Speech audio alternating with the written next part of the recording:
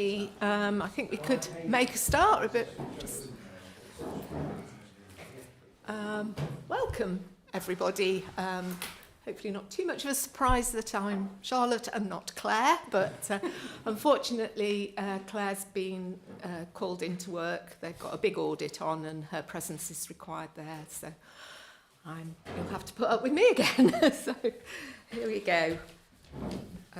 Mike, have you got any apologies? Yes, I've got several apologies, I'm afraid to say. Dave Savage is half-term. Councillor Susan Hobson, Claire Griffin, as Charlotte has said.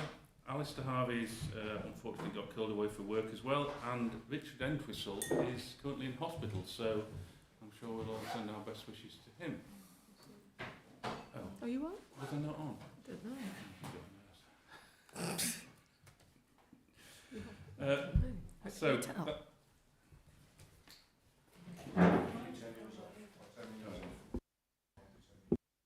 I'm on. Right. So, apologies. Dave Savage, Councillor Susan Hobson, Claire Griffin, Alistair Harvey and Richard Entwistle.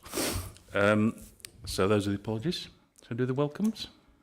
Yes. I'll do the welcomes. Ian Ord, our new member of the Local Access Forum, is joining us for the first time today.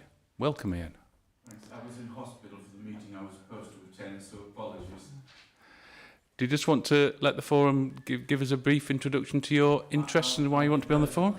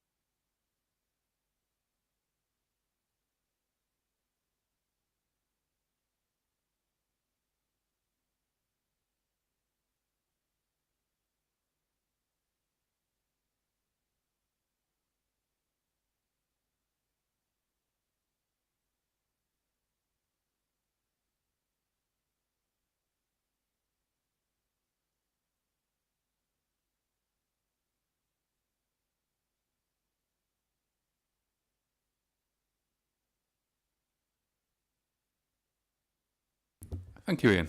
Interesting. Thank you very much for joining us. I'd also like to welcome Phil Mulligan, Chief Executive of the Peak District National Park, who's come to listen in to today's meeting on his week off. This is what he does on his You know, this is what he does when he's not actually at work. He comes and sits in the boardroom with us. So that's good, isn't it? We've got Dan Taberner, Severn Trent, who's going to do a presentation for us shortly.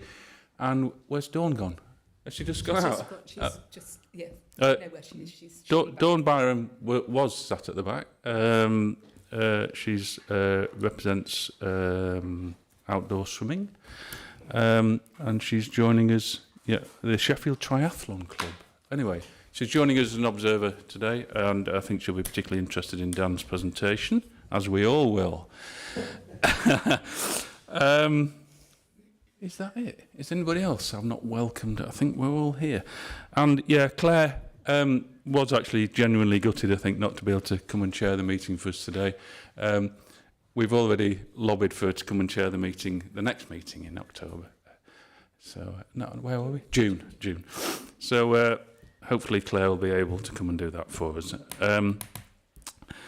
Just one last thing, Helen Carrington will be joining us for her presentation later, and Tim Nicholson will also be joining us for the active travel item 10. So I think that's it from me. Thanks, Mike. Right, so the next item is the minutes of the meeting in October. I've just got a bit of housekeeping to do as far as the minutes are concerned.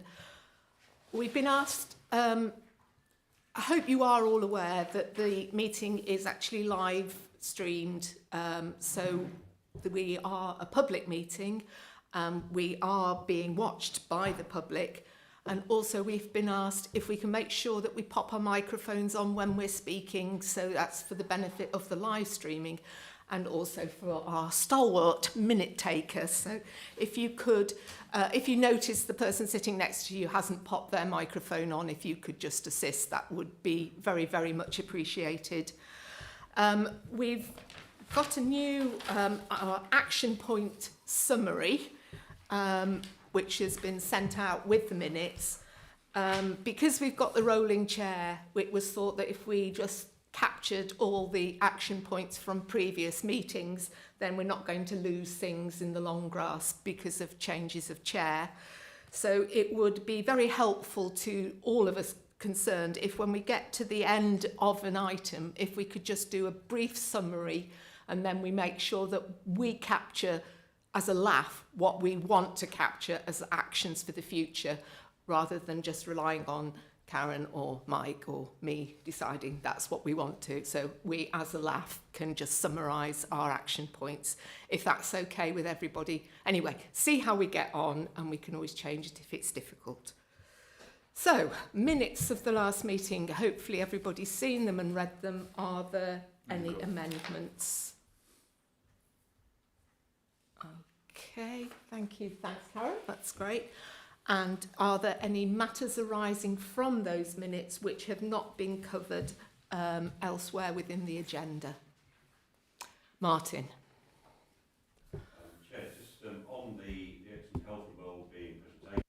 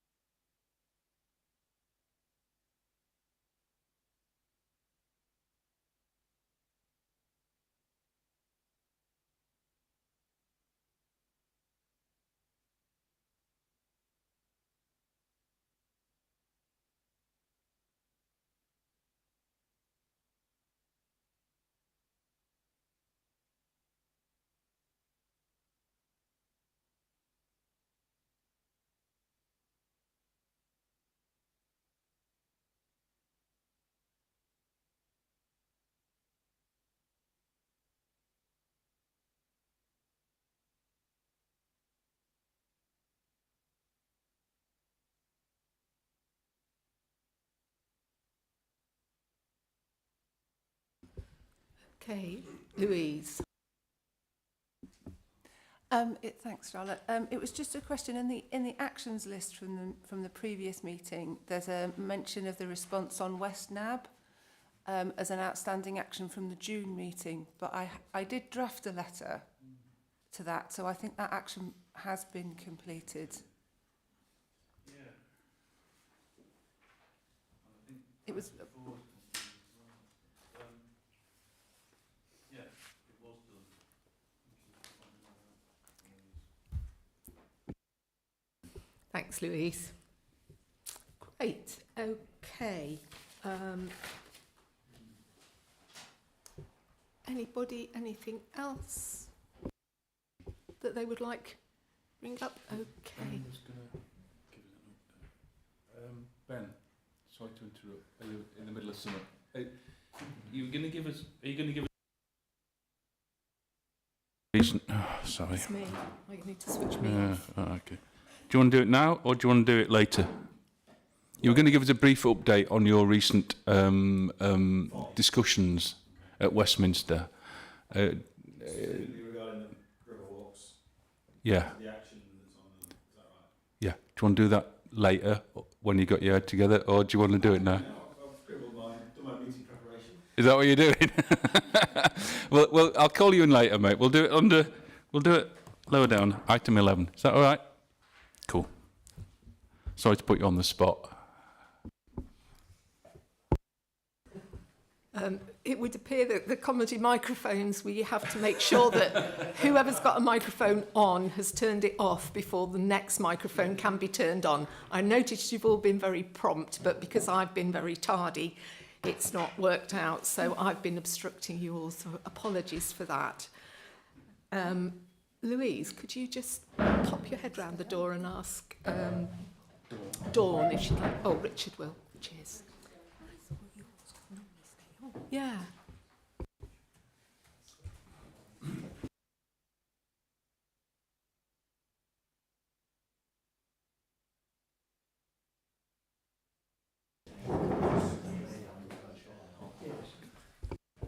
Can this stay on with that one? I don't know if it's this. Because that's what normally happens. Because I'm trying to...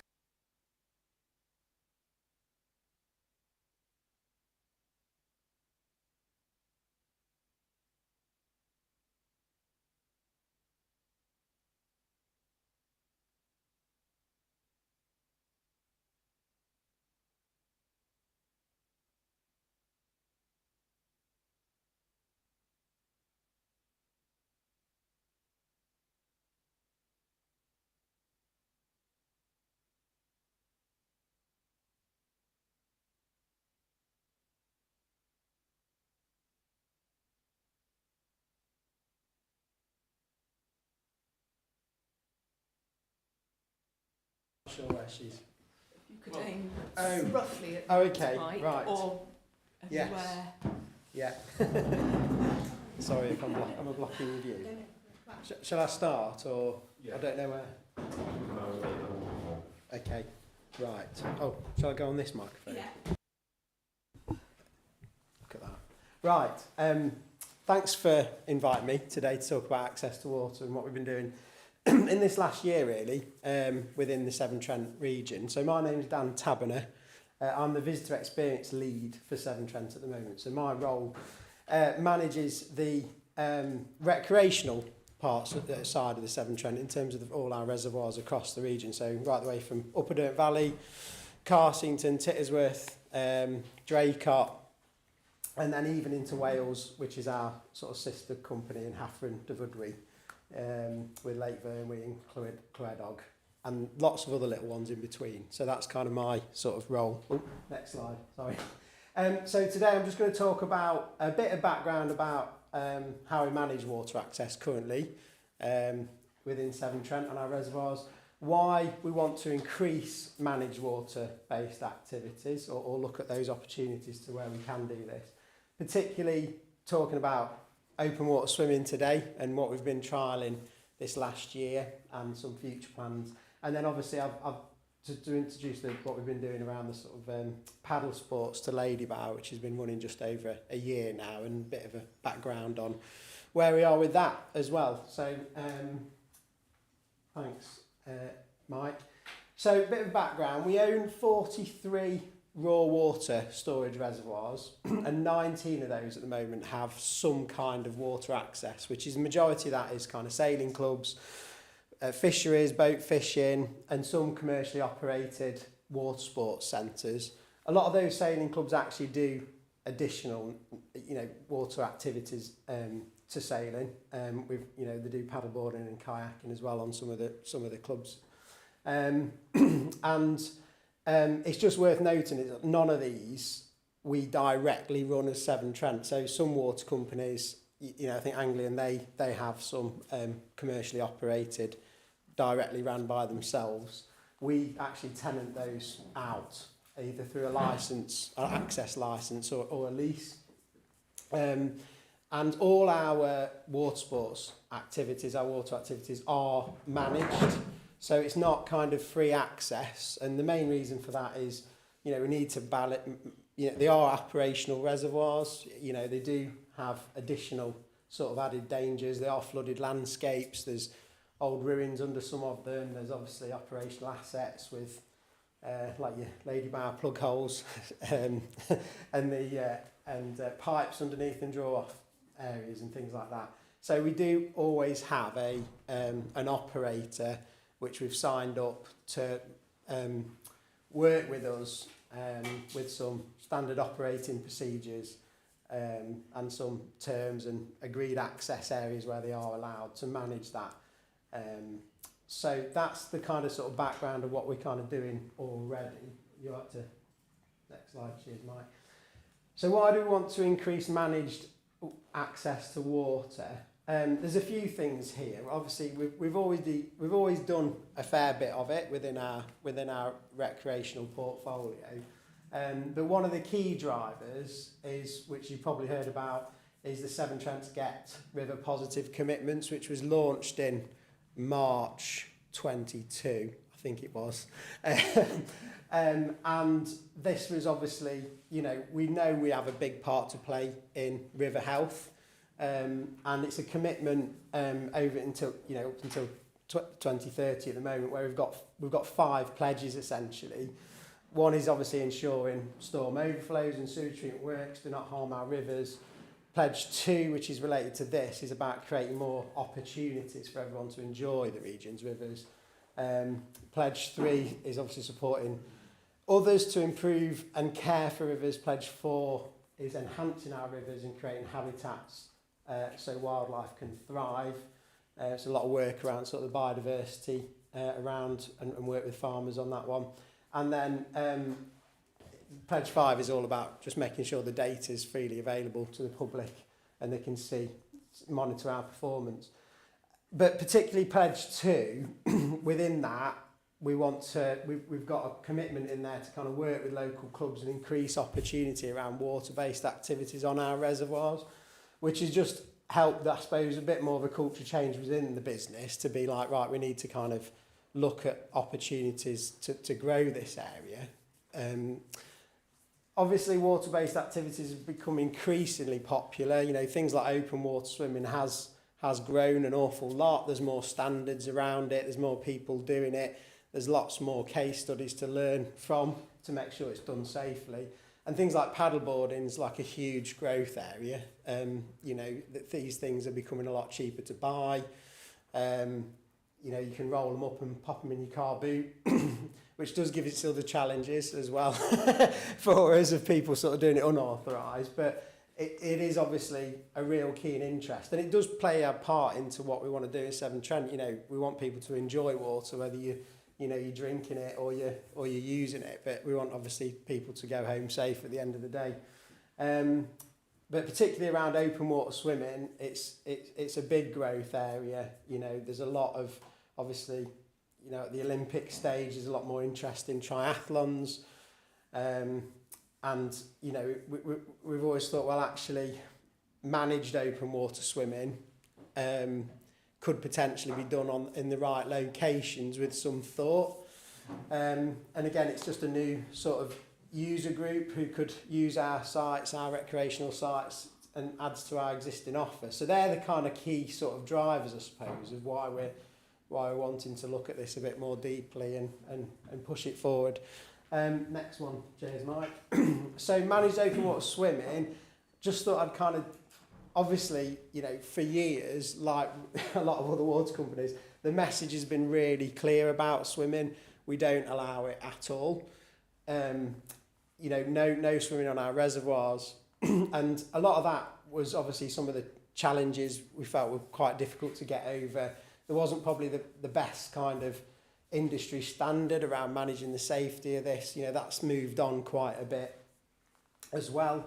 And we've still, and just to be clear at this point, we still have that policy that we don't allow, you know, swimming in our reservoirs. So, you know, in terms of when there's hot weather, we'll still do press releases. There's still a lot of signage out. What we're talking about today is actually how we manage, you know, proper groups, you know, participation events, you know, with an operator on our site, similar to how we would manage, you know, kayaking or sailing or whatever. So, so our ambition was we were sort of like, right, we want to have a trial event essentially to sort of test the processes. And these are kind of some of the steps we went through. Again, being in a business, I've been in Severn Trent for probably about 20 years now, and it's amazingly what a divisive subject this is, swimming. You know, there's big parts of the company still very nervous about us changing, even, you know, pardon the pun, but dipping our toe in the water with it. But literally just, you know, going into even allowing it, there were some challenges to kind of get over. So we set up a internal group, essentially working group on this, involves all the key areas, you know, obviously health and safety, the water quality teams, you know, the sort of operational side of the business, making sure we weren't going to, you know, what things do we need to consider around that. Obviously property, legal, insurance, and the external communications teams that were all involved. And so we got that working group together. We went through the sort of process of looking at the key things. So firstly, you know, we've got 49 reservoirs, but how many of those have the right infrastructure, have the right access, slipways, you know, car parking facilities? There's an awful lot that haven't got any. So, you know, to even allow water access is a challenge. Mind about even someone sort of walking around the site. So we kind of pulled a bit of a list together of our sort of top 3, 4, 5, which are potentials. So we kind of had several: Carsington, Draycott, Upper Derwent Valley, Vyrnwy had sufficient infrastructure to support some kind of access to water. The other one was around the water quality. This was quite a challenge actually, around just what we wanted to do is we didn't want to start saying, right, we'll introduce swimming on this site and we'll start growing that, and then we're on a site where we have potential water quality challenges and have to cancel events and things like that. So we wanted to do kind of a year's worth of sampling, because amazingly some of the sites we don't actually sample the raw water in the reservoirs in line with best practice for swimming. So they might come through the pipes and they manage the water quality going from the rivers and coming into the site, but actually testing points, that was a complete new thing we'd have to do around swimming. So we did some testing, saw which the best sites were. Water levels is an issue. You know, the working reservoirs at the end of the day, they're there to supply millions of people with water. You know, if there's a drought on, we get some sites where the water levels fluctuate a lot more, to the point where even sometimes access around our current water access have problems. So again, we wanted to kind of go, which sites have the least risk of water levels, operational assets, and obviously, you know, what the current visitor offer is in terms of conflict as well, because, you know, the way you've got boats in the water and swimmers in the water, that's not a good combination. So we looked at all these things, and Carsington, as it usually does, came to the top of the tree as sort of our test venue. It kind of ticked all the boxes around water quality, and there's not so many water, you know, assets. It's more of a recreation offer. There's a big facility there. It could sort of manage it. So yeah, next one. Cheers, Mike. So then we got a policy going. We work with British Triathlon and Swim England around looking at what others do, how to manage best practice. So this covers all things like, you know, how we'll manage swimmers in the water. So from the safety cover, safety kayaks, buoyed areas, what the course design looks like, what swimmers, even to the, you know, the wetsuits and water temperatures. There's a huge guidance on at what point you wear wetsuits and how thick and all the rest of it. So it's quite detailed when you get into it. So we put this policy together, got all the internal stakeholders signed off on that. So we were comfortable, we had a robust safety policy in place for allowing anything. And then what we wanted to do is do a test event, and what we want to do is also work with the provider. Again, we don't operate swimming. We're not operators in that sort of recreational field. So we tendered the opportunity to have a delivery partner, basically, which ended up to be Pacesetter Events. You know, essentially they've got a good record working on some reservoir sites before. They've got a good safety record, really good customer feedback, and yeah, been a delight to work with so far, to be honest. So we've got a really good partner for those kind of mass participation events. And then the other side of this, which is probably one of the most things we were nervous of, is changing that stance, because we've had a very clear policy around no swimming for a long time, and actually then saying we're going to do swimming, people look past all the safety precautions you're putting in place and that it's managed and you can have that. They just go, oh no, you're allowing swimming. And when we had to do a hot weather release, press release, telling people, you know, to stop, try and discourage sort of youths drinking and jumping in the water and all that kind of stuff. And, you know, we don't want to sort of dilute that message around no swimming and the dangers of unauthorised swimming.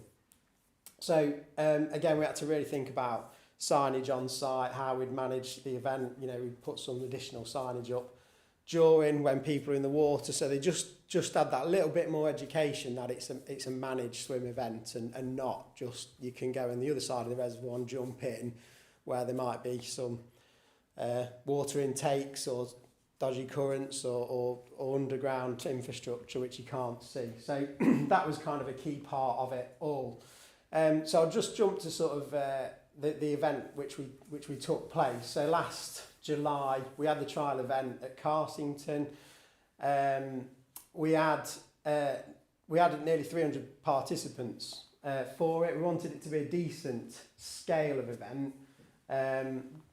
One, because it's got to be sort of sustainable, and also, you know, you need to kind of test this. So we had this great sort of route which went around the islands. It was a swim-only event. It wasn't a triathlon because with a triathlon, there's additional things you have to have in place. You know, there's things like potential road closures. You know, you've got exchange areas when they go from the transition areas, should I say, from swimming to cycling and things like that. So it's a little bit more complicated. What we wanted to do this year is really just make sure we had a robust standards around the swimming. So we did this round the island swim for a couple of hours. It was a paid entry. It was all buoyed out with these huge sort of buoys to keep people in there. We had safety kayaks along the route with some power boats as well. Nearly fell over. And yeah, it went very, very well, and we got some. What was important for me is actually that we ran a successful event to build that trust within the business, because we, you know, health and safety were there. They were kind of looking at it. We had fantastic feedback internally over this, and kind of changed the mindset, I think, of actually we can do some of this in some of our areas, which was really important for me. I say I knew customers would enjoy it. I was so confident that Pacesetter would do a good job. I kind of wasn't so worried about that, and it was great that they did a good job, because we had some fantastic comments about how well we did. Some surveys after for all the swimmers, and the headlines are, as you see, you know, 100% of people felt the event was well managed, felt safe, and felt it was enjoyable. And we had some lovely little snapshots of things what people said.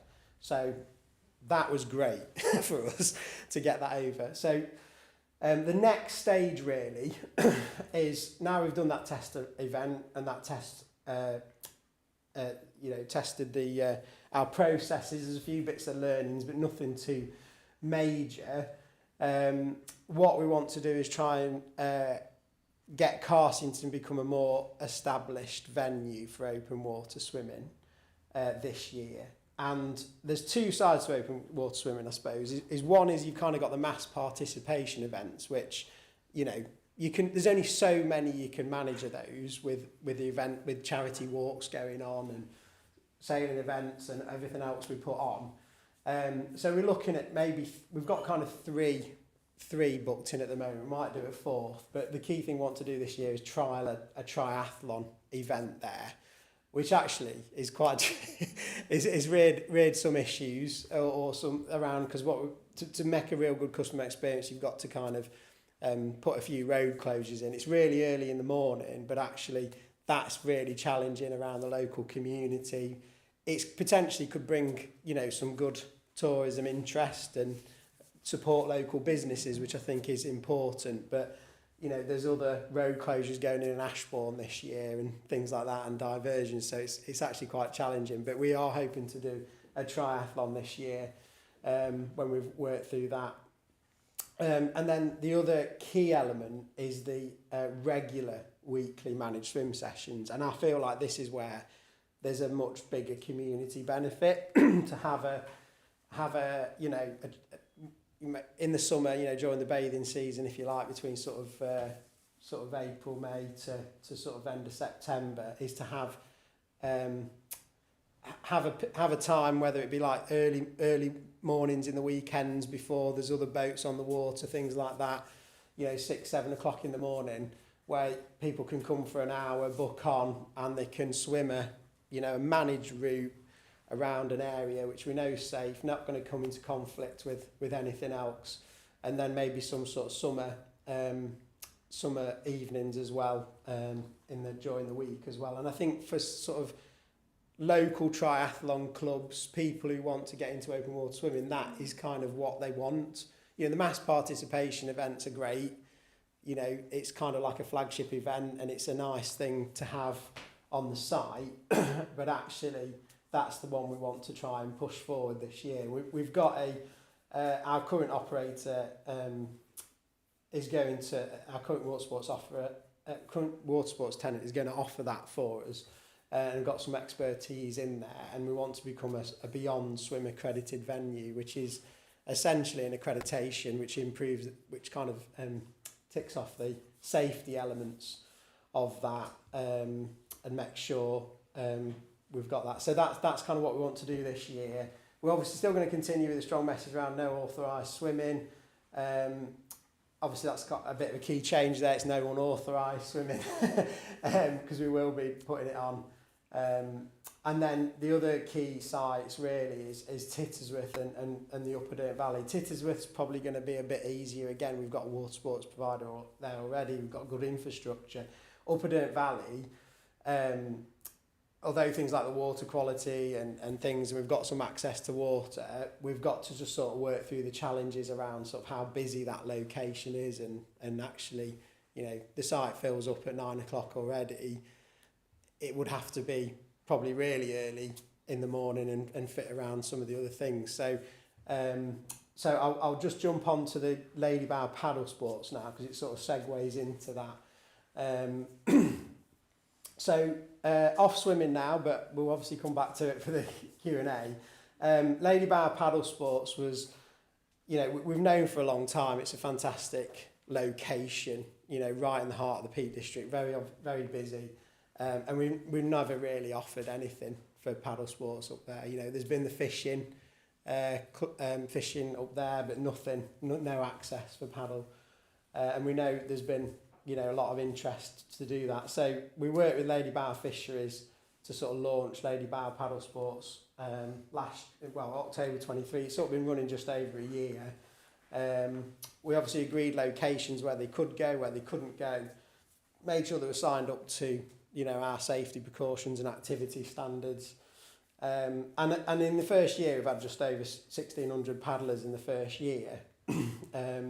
It's become an affiliated club with Paddle UK and a delivery partner as well. Jeff up there who runs the fishery, as you know, he's brilliant at sort of locking down grants and working with accessibility groups.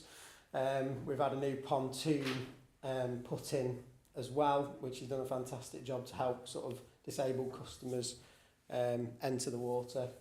And then he's also got some grant funding from High Peak around sort of some, kayaks and some electric kayaks as well. Again, the challenges up there is actually just a lot of it's around capacity. We know it's a great facility in terms of just being on the water, but there's obviously a distinct lack of car parking up there. So people have got, people booking in and things like that. It's difficult because they might not be able to park, and they've had to spend quite a bit of time making sure they're stewarding people in certain areas so they can get in. So that's kind of a bit of a limit. Ideally, we'd want to do some investment into the car park infrastructure around sort of Heatherdean, and build some sort of facility there. There's a bit of sort of redundant land. There's an old house there which could be potentially used, which is redundant, but it needs, if we wanted to grow this anymore, it's kind of, in the first year, it's kind of hit where it could get to in terms of the capacity. So we'd have to look at what facilities to put in, which obviously be, getting funding for that. And it does cost a bit more to run, things like insurances, safety cover, restrictions. With it being a working reservoir, it's not the cheapest sort of operation to run on a lake, so that's a bit of a challenge. And then obviously the antisocial behaviour and unauthorised access. It's kind of helped in some ways because you've got more cover on the water, rather than people sort of launching in the wrong areas in the wrong times and stuff like that. There is that sort of that cover, but they're the sort of challenges, going forward with it if we wanted to sort of progress it. And again, sort of linked to the swimming at Lady Bower, there's probably something we can do there around the timings of the events, or sorry, anything mass participation events are always going to be difficult at Lady Bower. But in terms of potentially working with triathlon clubs for sort of regular swim sessions, that's more of a possibility than sort of doing any sort of thing mass participation. So yeah, that's it. That's the end of my presentation. Any questions? And I'll turn my mic off if anyone's got any questions. Shall I sit down? Yes. Well, thank you, Dan. I mean, that was amazing, and so good to, we've discussed many times how we can improve the offer, and it's good to know that Severn Trent's working on that. So thank you very much for giving us an update, and I hope you could accept an open invitation that as things progress, that we'd love you to come back and tell us about it. So, right, if I can work my way around the table, I'll start with Jeff. Right, there we go. Yeah, thanks very much, Dan. I want to declare an interest because I used to run conservation, access and recreation for Severn Trent in a kind of previous life. I'd just like to say congratulations, really, in terms of I know how difficult it is to get these things through, and I think Dan's illustration of the groups and all parts of the organisation you had to get on board to even run a trial was it is really significantly difficult. So I was only too well aware of the pressures over the years to get some of this in place, and it was too big a challenge for me at the time. So it's I just wanted to say, kind of great to see the progress being made, really. Then the other thing to mention is the Heatherdean building, when we built it, was actually built with the future extension in mind. So somewhere in the documents from about 20 years ago, there is a design which actually greatly increased the space of the building. So it might be worth exploring that. So. No, thanks. Ben.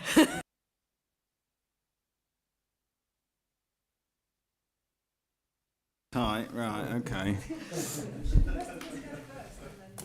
Well, look, now I'm going to go glass half empty, half full. So first of all, half full. And I think from when I first started on the LAF to where we are now, to having access on Lady Bower, you've had a swim event, there's some more progressive thought about how you might create provision for water users. I think we're in a good space, and I echo what Jeff said about I completely understand the challenges you face, having dealt with Yorkshire Water, United Utilities, Thames Water. I understand the conversations and the challenges because I have them most days. So I applaud what you've done so far already, and I think that's great. I think on the other hand, I think you're playing catch up, and I think if we step back and look at what there is and what there could be, we're still a long way behind what there should be. You know, I understand that water reservoirs are a working landscape, that they're operational assets and there are hazards. Charlotte manages a working landscape, but she has access rights on there that she has to, manage as well. And I think that if the same was applied to water as to land, you would have to find ways around how do you mitigate the risks associated with those operational assets. And yeah, I appreciate there are places people can't go, but there's a lot of places people can. So I think there's a lot more work to do to open up more. And I think there's a massive opportunity with the Water Commission, the water bill coming next year. And we're talking to Water UK, and I'm on the Get River Positive panel with Severn Trent. Yeah. To look at, well, how do we flip the coin a little bit? I don't think water companies change very quickly without being pushed. I'm sorry, and I think that's evident on water quality and a whole range of things. So I think there needs to be a little bit more of a push, and that would see more places. I'm not just talking about Severn Trent. I think you're doing some really good stuff. I think more generally around water companies, the culture has just been no. No, it's too easy to say, no, you can have this little bit. I'd like to see the coin flipped and say, actually, how do we mitigate the risks that are there? Where are the operational bits? How do we facilitate responsible access rather than how do we find these piecemeal little bits? So that's what I'd like to see. And I think we've got an opportunity coming up with the water bill next year in 26 with the Water Commission. And that's the stuff that we're going to be feeding in as the Clean Water Sports Alliance. But well done for what you've done already. Yeah. That's it. Okay. Nick, you...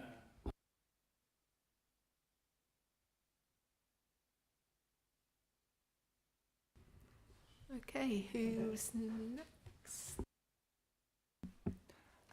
Yeah, it's just, I won't repeat all the positive things that have been said, just to say that I echo them. My question was, so a lot of the access that you're looking at is very much around swimmers and swimming, on the swimming side this is.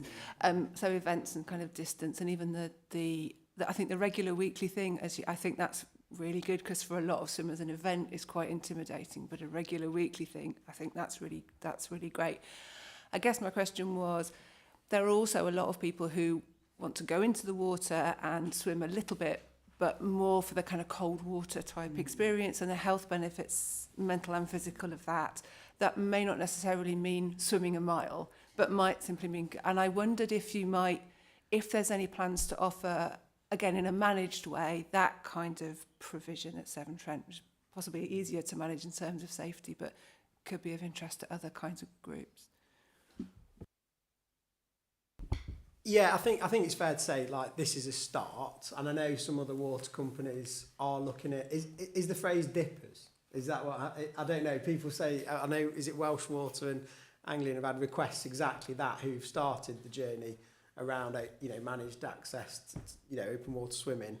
They've had these requests of community groups who want to kind of come and sort of lounge around in the water, basically, for that mental health element. I think that's something which could potentially be managed alongside it. It's just, I suppose it's engaging with those groups to understand how that would be managed safely, and going through a similar process of what we've done with the open water swimming, really. I think that's the first step for us, and yeah, we'd look at that.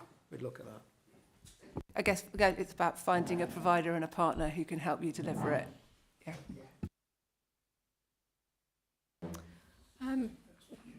We've got Dawn with us, who's come to have to listen to the presentation. Dawn, would you like to say anything? Yeah, okay.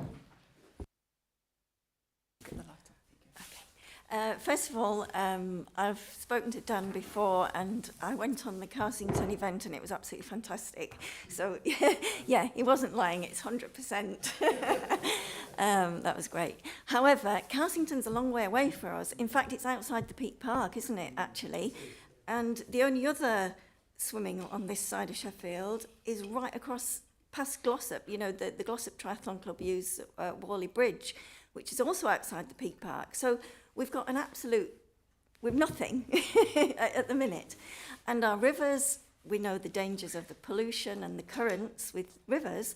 So that I just feel as if we've really suffered in the Peak Park at lack of facilities. And so I completely agree with what Ben said, that I just feel like we're so far behind in what we should offer.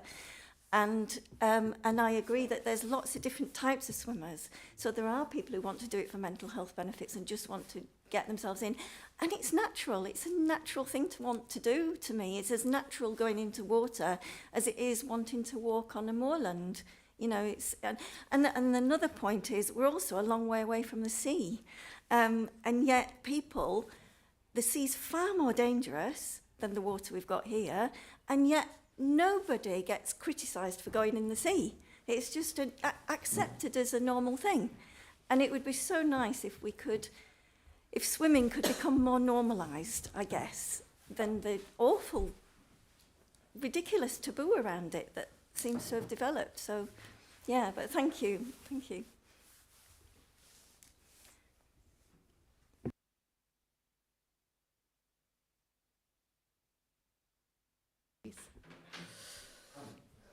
Fascinating discussion.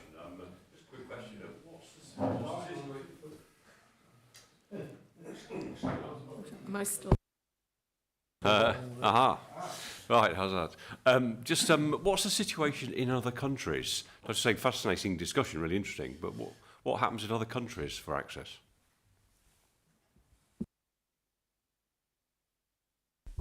I don't know, if I'm being honest. It depends which countries you're talking. I think they all probably have slightly different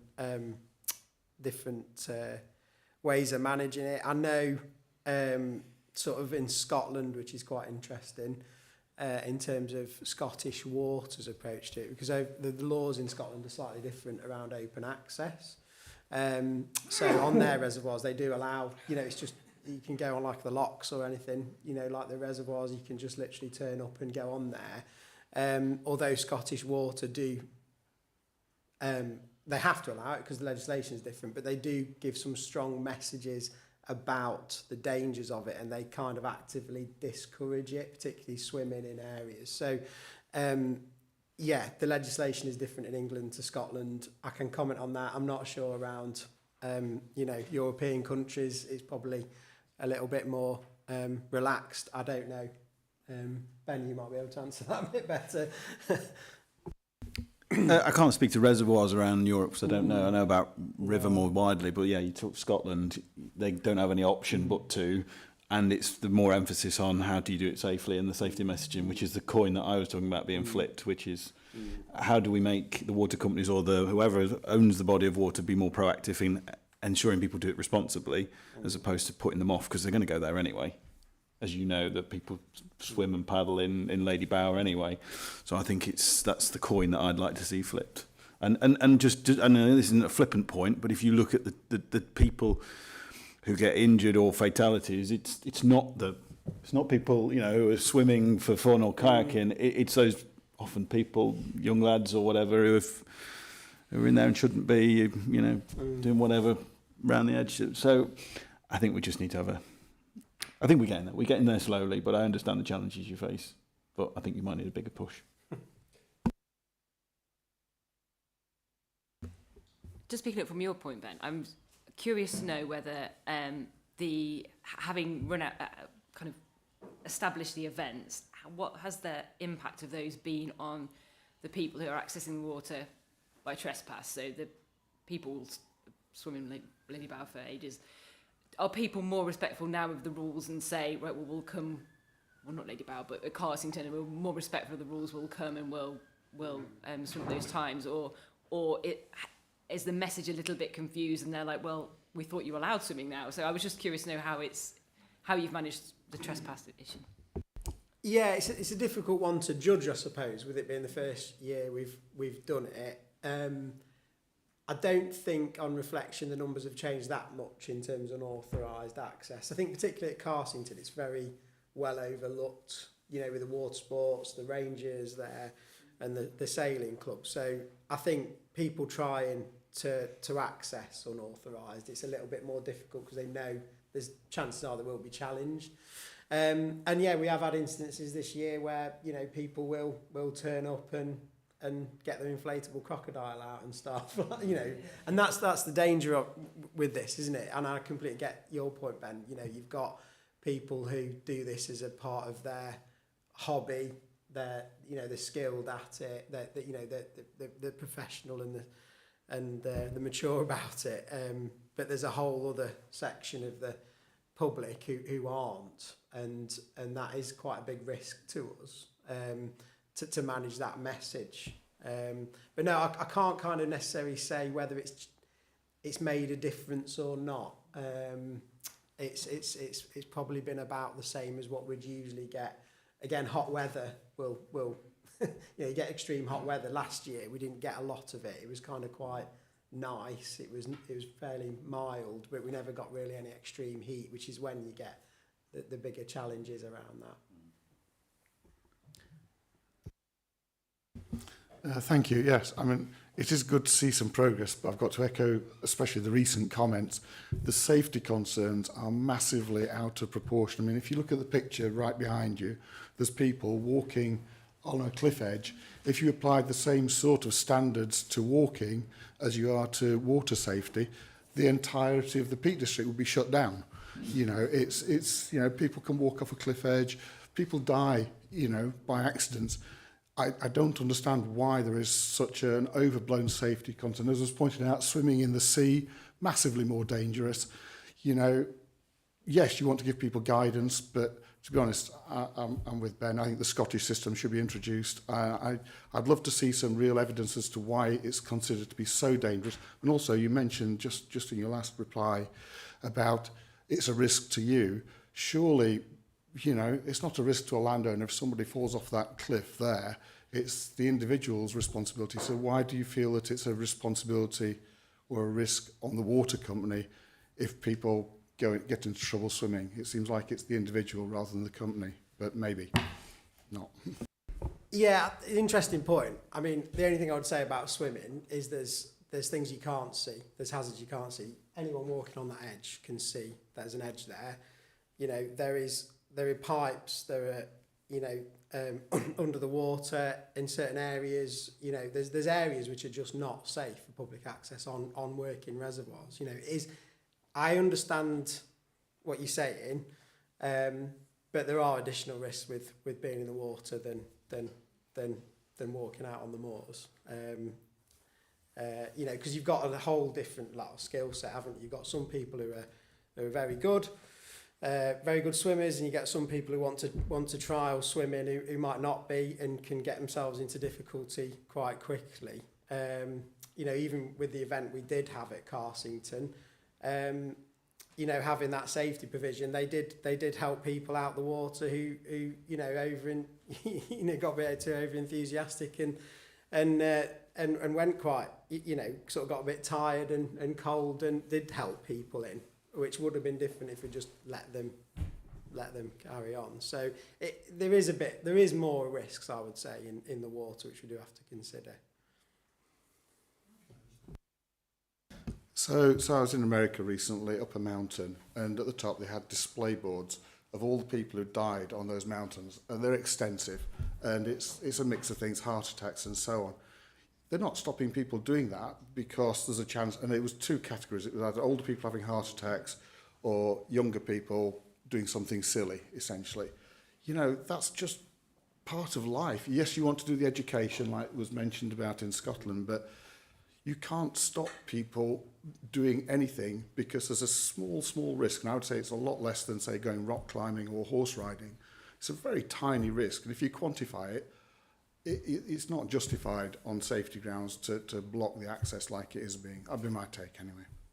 And I think you need to, actually, if you do want to use safety as a ground, I think you need to justify that. Otherwise, you know, it's just sort of becomes arbitrary. So.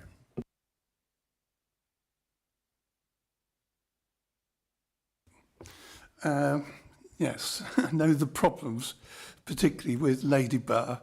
Lady Bar is already a heavy access point. Whenever I talk to Bamford Parish Council, they seem to have serious issues. So hopefully, if you do start doing this with Lady Bar on the Upper Derwent reservoirs, it means that they will be better, better policed in terms of people being around. So some of the silly behaviour might stop, or might at least reduce. But certainly car parking is something which you're going to have to look at. The Lady Bar car park is full before 9 o'clock in the morning, and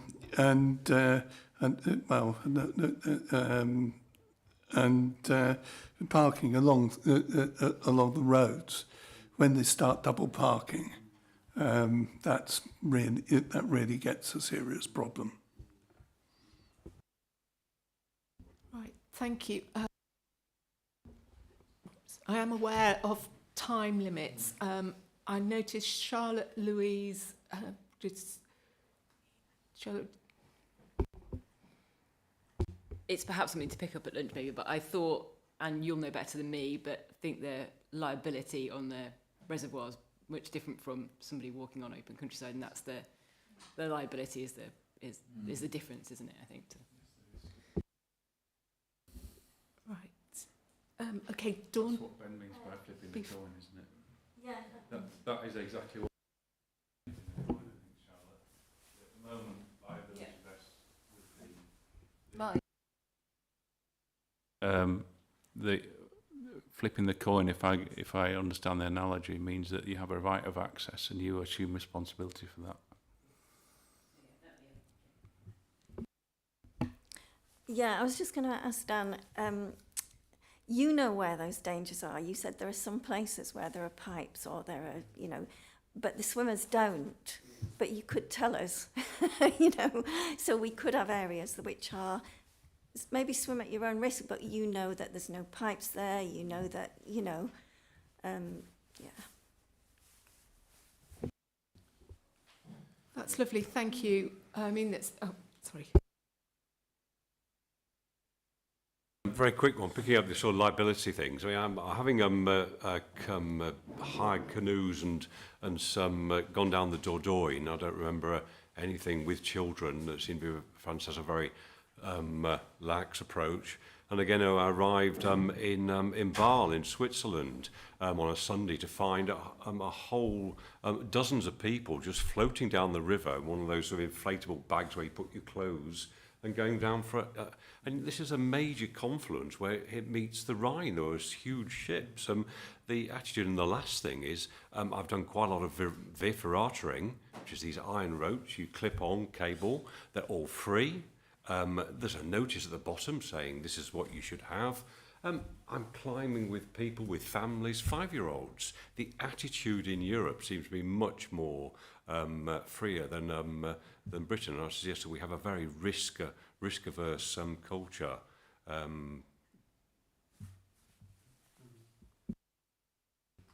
Thanks, everybody. Thank you so much, Dan. It's been absolutely wonderful, and I do hope that you will come back at some point and let us know how things are progressing. I don't think there is any action to take from this item, but just thanks very much. Okay, so move on. Helen, thank you. I'm sorry you've been sitting there for so long. Thank you.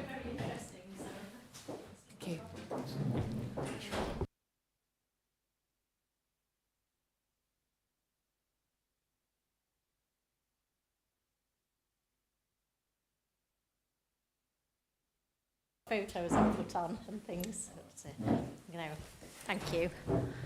Right, I'm Helen Carrington, and I'm the property manager for the National Park, or one of the property managers, and I've got the lovely task of looking after our 4 multi-user trails, car parks, toilets, a campsite, and a holiday cottage. So I've got quite a bit in there. So I just thought I'd tell you a little bit about myself. So that's me. Obviously, trails have been in my blood since I was very little. I learnt to cycle on the Black Rocks up there. I love bridges. Another multi-access trail at Barmouth that I go down very regularly on my bike when I go and see family over in Snowdonia. And then that's what I spend most of my time doing, playing with ponies. And that's my very health and safety photograph that I just thought I'd show you, because I am going to talk about health and safety as well. So I'm sat on there, no reins, no saddle, no shoes, but I have got my helmet on. So I've got some safety considerations, but I will talk to you about health and safety on the trails, which is obviously quite important to us. So what do we look after?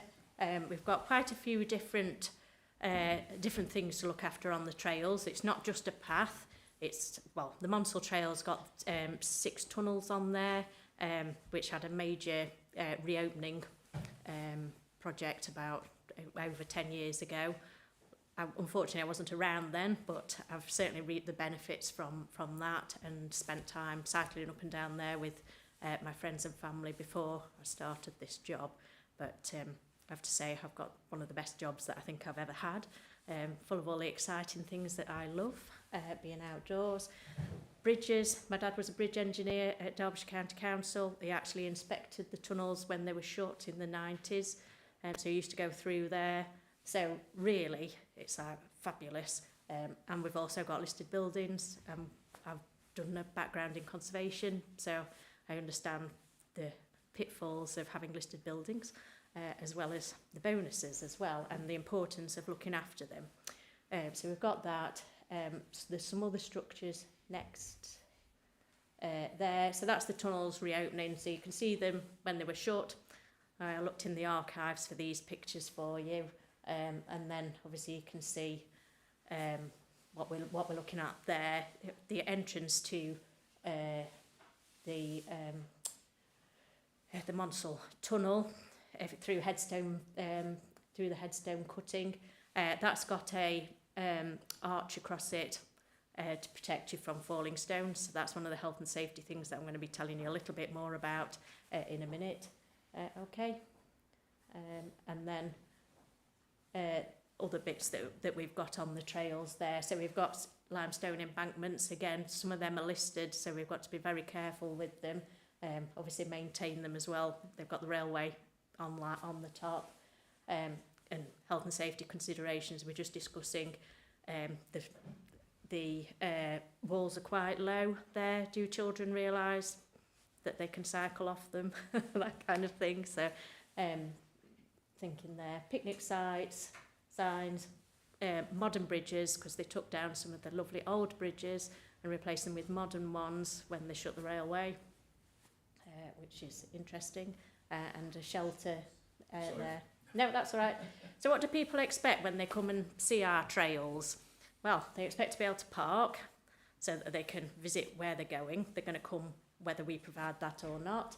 They expect to go to the toilet. They expect to leave their litter here. They expect to have a picnic. They expect to be able to leave the bike securely.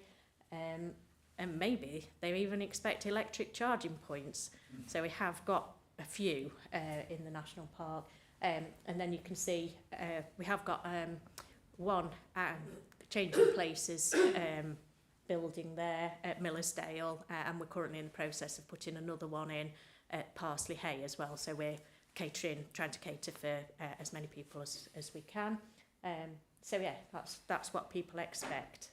Okay. So how do we look after the trails? Well, when the Monsell Trail first reopened, then they did write a management plan It's a 5-year management plan of how we look after the trails, what people find important, what's significant, so you can literally pick it off, read it, you know what's there, and it sets out how we're going to manage it.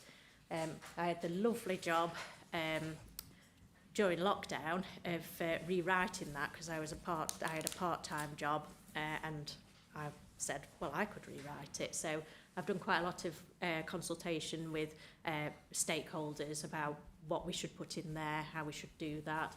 I've consulted with part of the local access forum when we rewrote it. It's there, it just needs prettying, so it is published, but it's not got its pretty pictures. So we'll get that sorted, even though it's an active plan, it's working, and we're doing stuff. So there you can see we've split it into 4 different sections, the original one, so we can see where we're going. So we've got like the overall bit with all the information in, management strategies, what do we do on the trails, what maintenance levels do we have, and then sort of an operational plan which sets out what we're going to do for the next 10 years. So we're going forward, and you can see an extract of what we're doing for the next 10 years and where we're getting to. I've put tree management because that's the most exciting and probably where we've got to, and perhaps a bit controversial as well. So yeah, we look at around that. So some of the lovely things that we get to do is resurfacing the trails. We've got 4 different trails. So we've got the Thornhill Trail up in the top near Lady Bower that people cycle up, or hopefully cycle up when they come on the train to the Lady Bower. We've got the Monsell Trail, which obviously that was a big project not that long ago.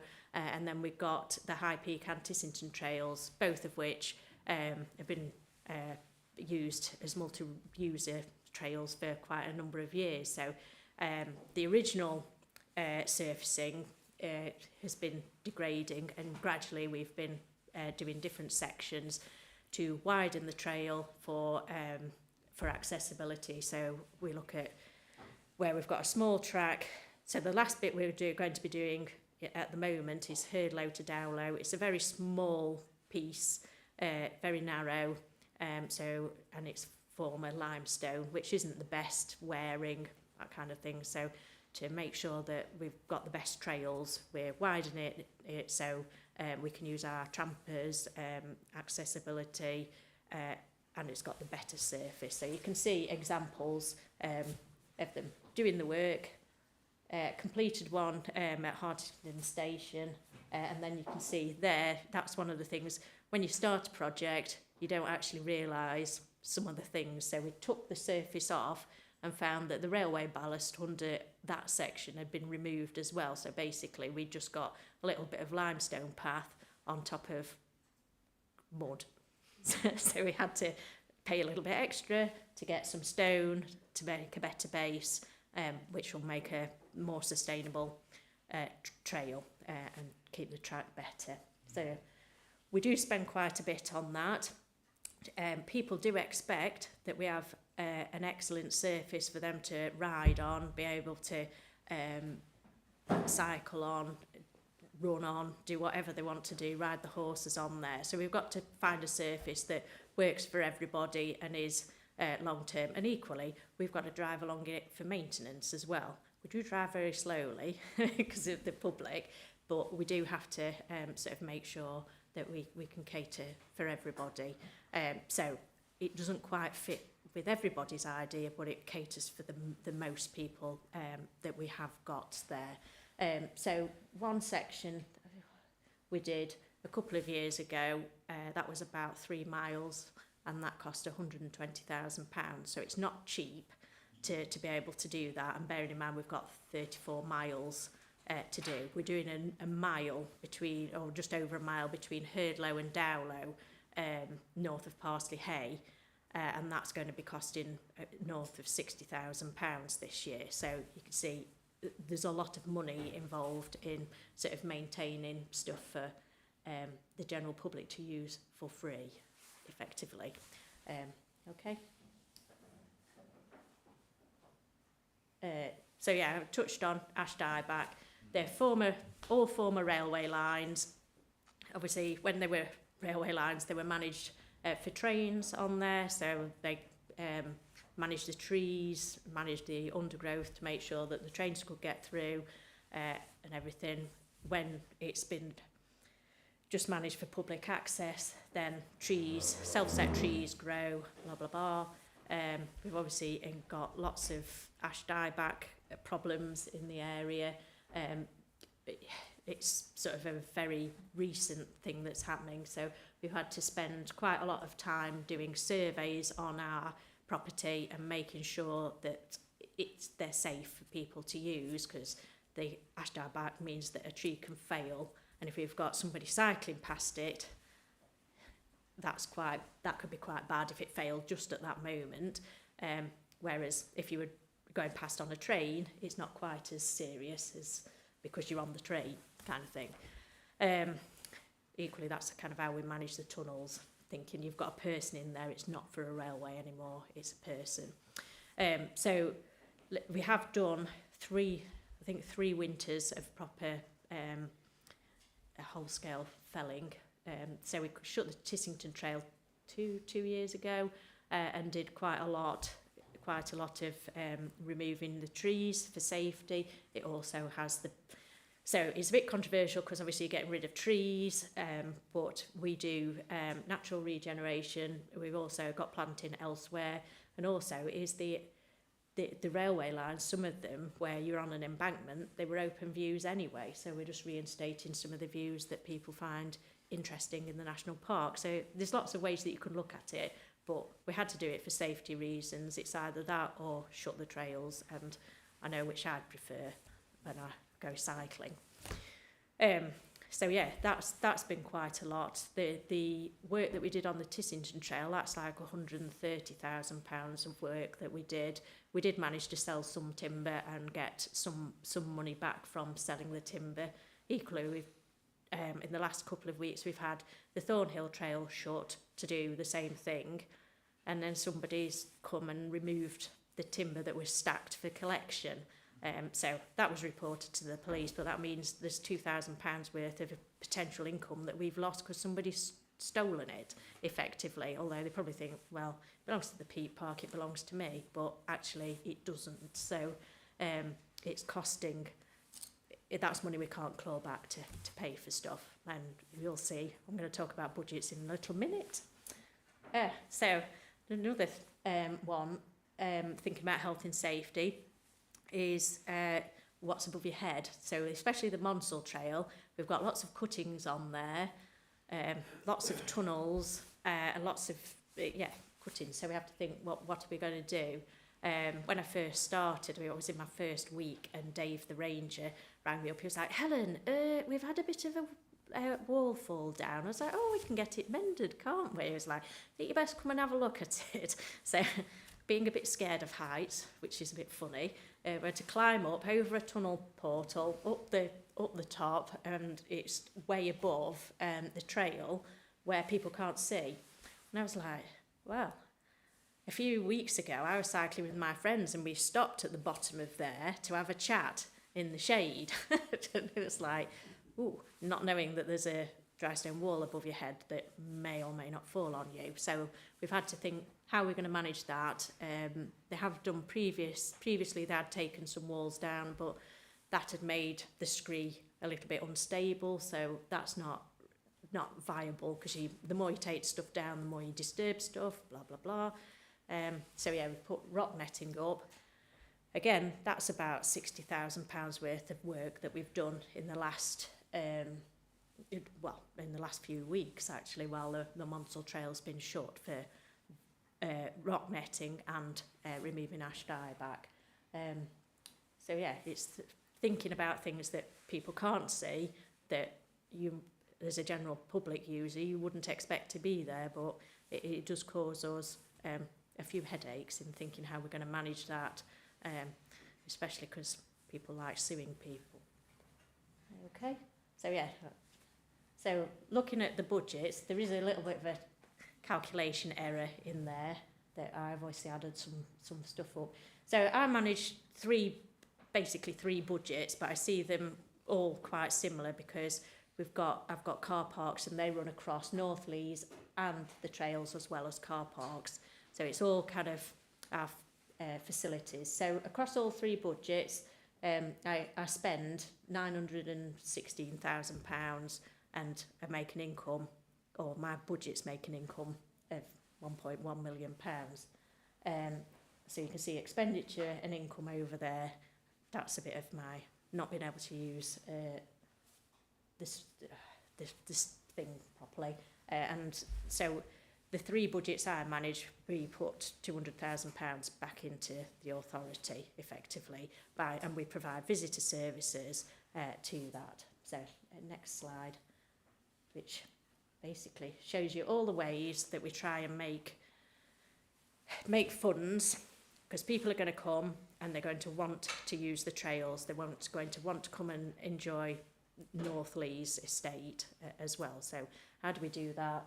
We've got the holiday cottage, we've got a campsite, we've got car parking. People are going to come whether we provide car parks or not. We might as well try and make them park responsibly and contribute something towards the facilities that they're using while they're there. We've got Ringo, so we try and get people they can pay by.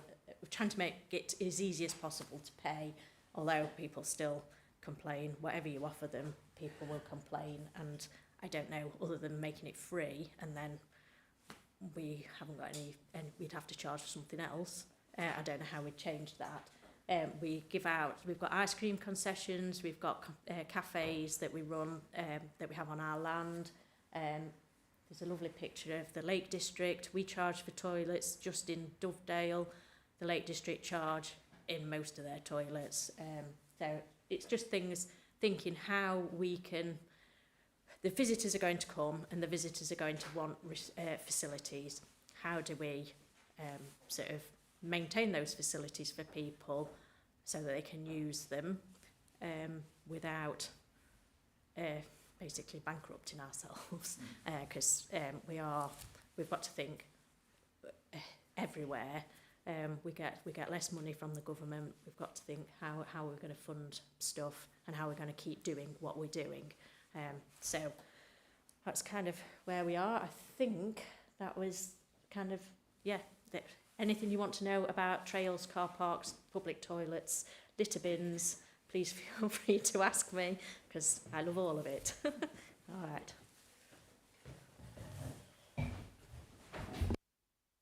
Lovely, thank you, Helen. You and I have corresponded over many months.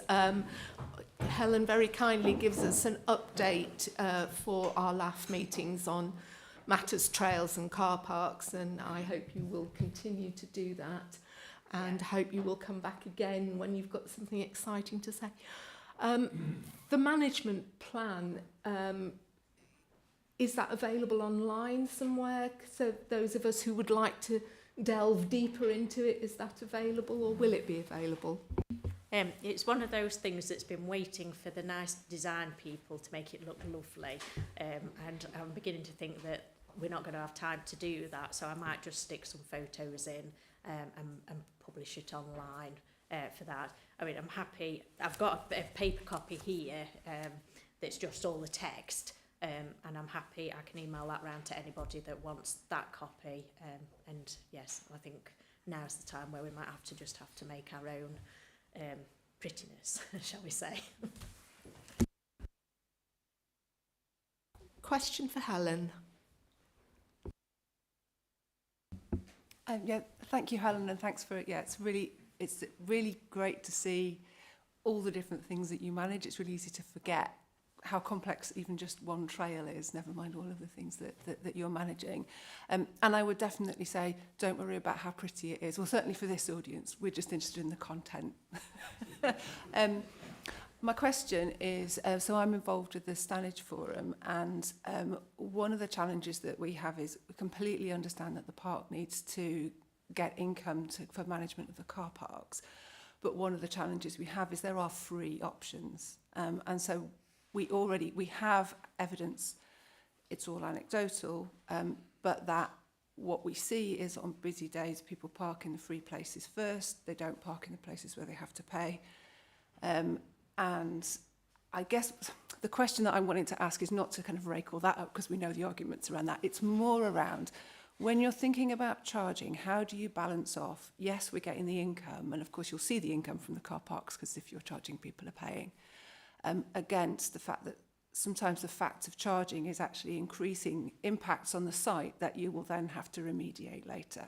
So, for example, we could put charging in at the toilets at Stanage, but probably what will then happen is, frankly, people will go in the woods, and we have to deal with that issue. But of course, that doesn't show up on a balance sheet, and the same with the parking. Yes, we get the income, but parking on the cabin track and some of the road safety issues are really significant. We're getting damage to the verges, but that doesn't show on a balance sheet. And I get, how does the authority kind of look at that and balance those things off against each other, particularly in this environment? Yeah, well, I would say we have introduced 13 new pay and display car parks, of which 3 were on North Lees. And I think we have been doing sort of surveying, checking that they're all where people are parking. And I did spend an awful lot of time this summer up at North Lees for various reasons. And I would say that I drove past Hook's Car most days in the summer holidays. Hook's Car was full, and there wasn't any parking on the verges around there. Or very occasionally I'd see them on the side when it is full, not when it was part empty. Dennis at Knoll, I would say, is completely the opposite way. It's a very small car park there. There isn't adequate parking provision there anyway. And yes, I think there people park on the road first before taking the small 8 spaces that we've got up there. So there are places where it works and there are places where it doesn't. Equally, I'm not suggesting we charge for all toilets.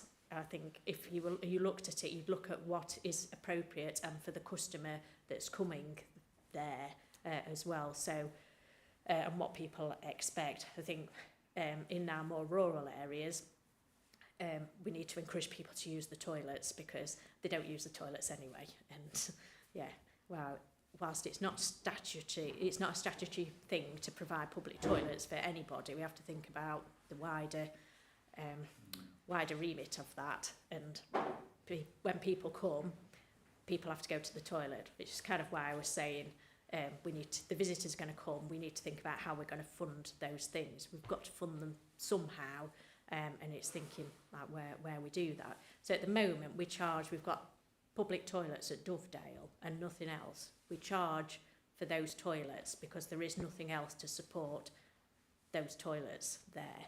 Whereas like the trails and North Lees, we've started charging in all the trails car parks. So we're getting some money back to the trails for people that are directly using the trails. We can't charge them to use the trails because that'd just be, well, some of them are public rights of way, some of them aren't, but you can't start fiddling around with that because it'd be so hard to do anything with. So you've got to think about how we do fund them.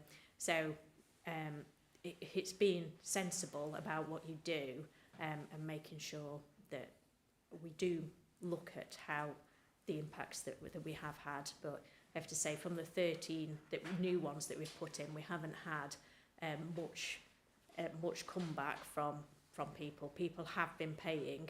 We have got a lot of money from those car parks.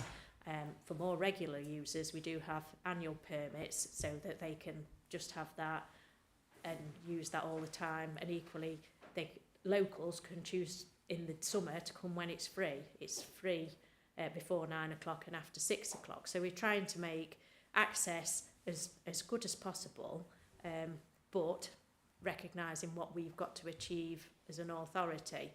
If we don't make money somewhere, then we can't maintain those facilities to the level that people expect. And the amount of complaints that I get about stuff, and the condition of the surfacing on the trails, I'm like, have you been somewhere else?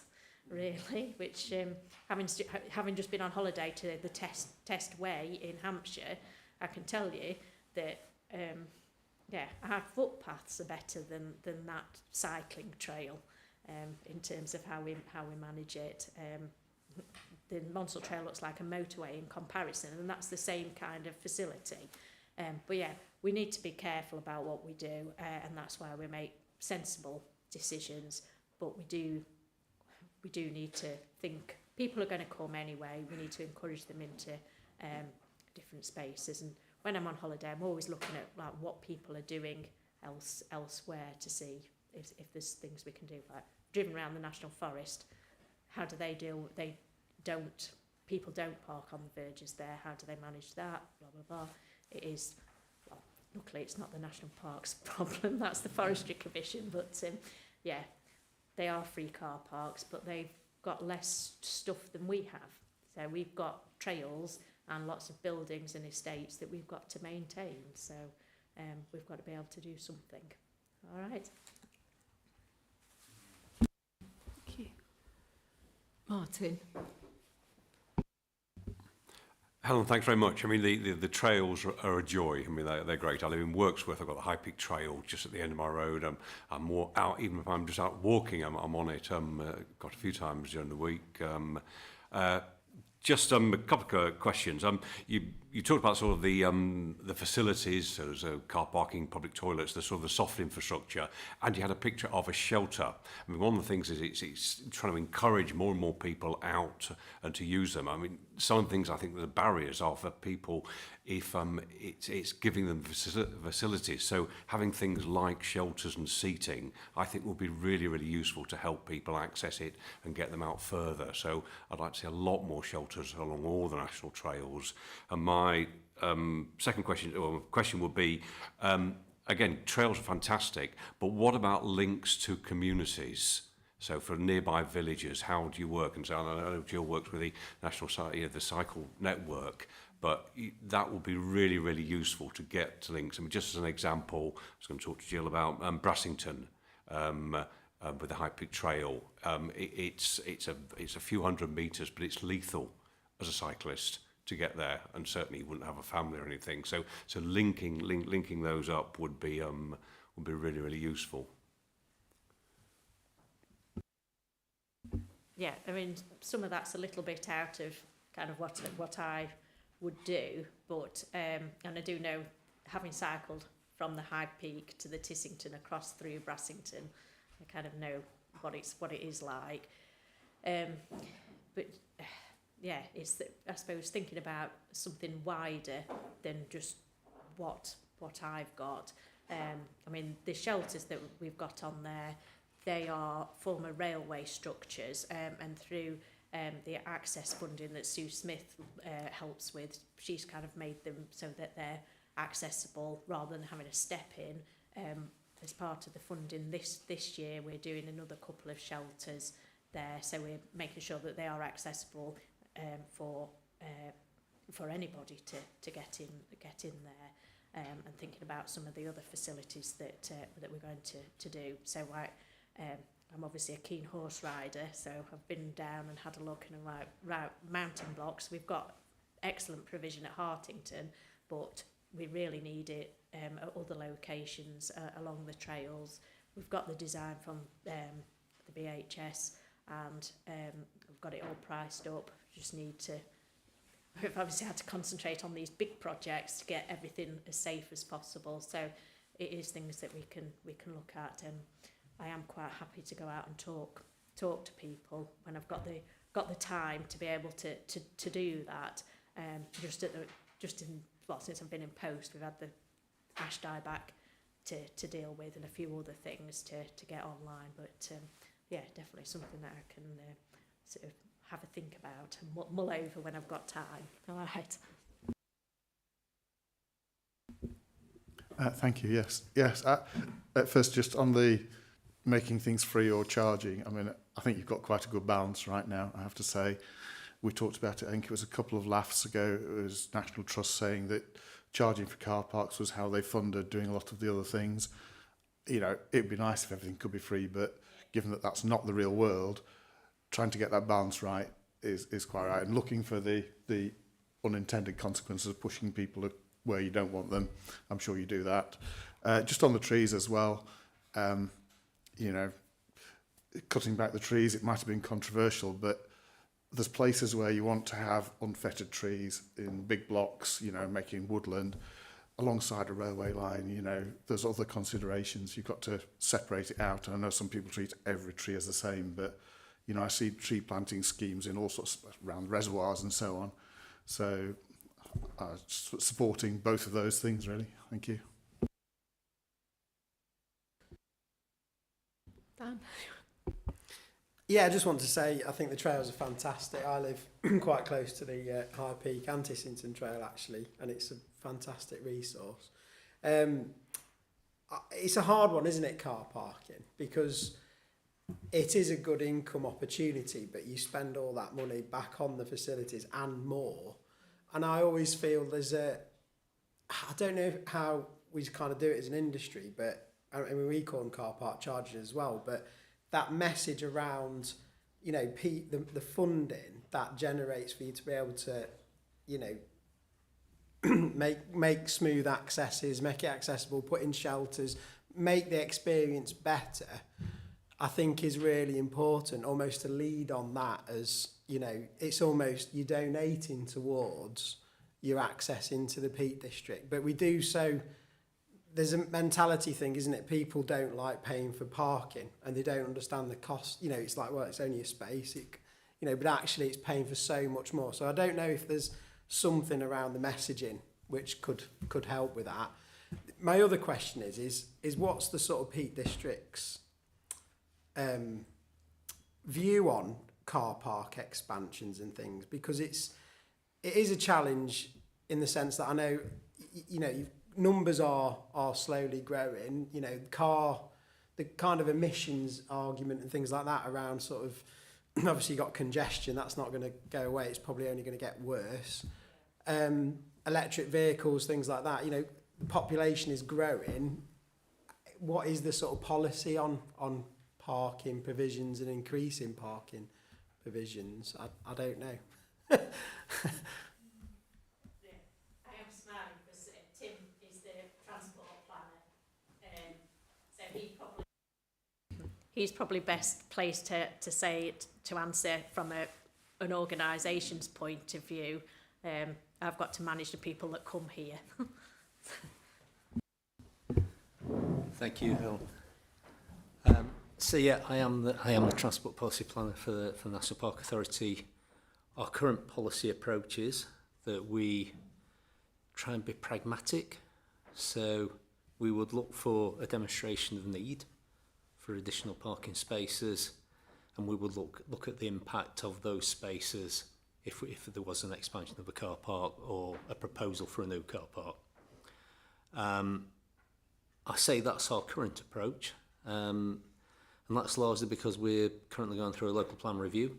We're due to hopefully have a local plan going to examination in 2026. We've just carried out an issues and options consultation on some of our more challenging policy areas, and that included car parking. And within that consultation, we asked people whether they thought we'd got it about right at the minute, whether we should be more relaxed in our approach to parking, or whether we should be more restrictive. We got a few people who thought we got it right, and we got roughly equal numbers that thought we got it not restrictive enough and not lenient enough, which I'm kind of taking as a sign that maybe we are about right with where we are. Because of those, because of the equal balance between what we should or shouldn't do, it kind of, maybe we're about right in the middle at the minute. What we have to bear in mind with all of this is that every car park that we create, and particularly because the demand for these are largely in the open countryside, within the natural zone, we have to take a balance where any delivery has to achieve national park purposes. And it's that balance between first and second purpose, conserving, enhancing and providing for enjoyment of recreation and tourism. And so we take that quite quite a strict line. But hopefully that's kind of explain where we are with it. Thanks.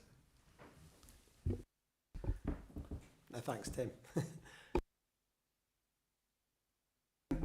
Yeah, I always feel like car parking is almost like a really important gateway, because what we want is kind of people to respect the countryside, don't we, ultimately?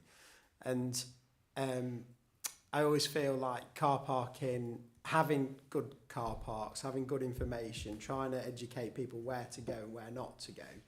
Car park, you know, having that kind of honeypot area, it's got its challenges, I get, with the communities around potentially, but it is a potential win, you know, to try and educate people about using the countryside properly, and that being a start point of where you can and can't go. And I always remember years and years ago when I was at university, they did a bit of a case study at Cannock Chase where there was lots of dispersed car parks everywhere, and it's a very different landscape, you know, a lot of it is kind of commercial forestry, so they've kind of got the space, but they created kind of 2 honey pots, created trails from that, and then tried to shut some of the other car parks down or made them more sort of conservation based, to try and just manage those visitors and educate them about, you know, channeling where to go.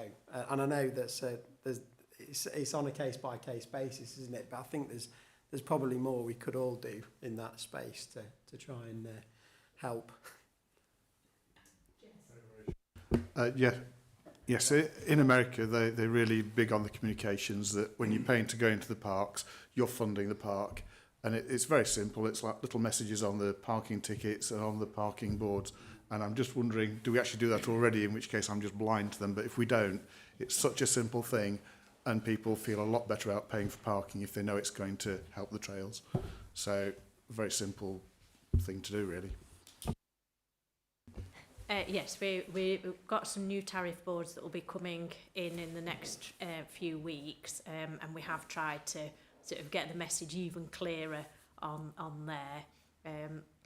At the back of our parking tickets have different information. It's more about promoting cycle hire and things, but it's something that we could probably think about like where your money goes, because that is the most important message that we want to get out. It's not, you're not paying for parking, you're paying for the national park, which people feel a bit better about. I can actually give it, at Stanage, there have been notice boards down the side of the road outside the car park saying, please pay for parking, your money goes towards funding this beautiful place.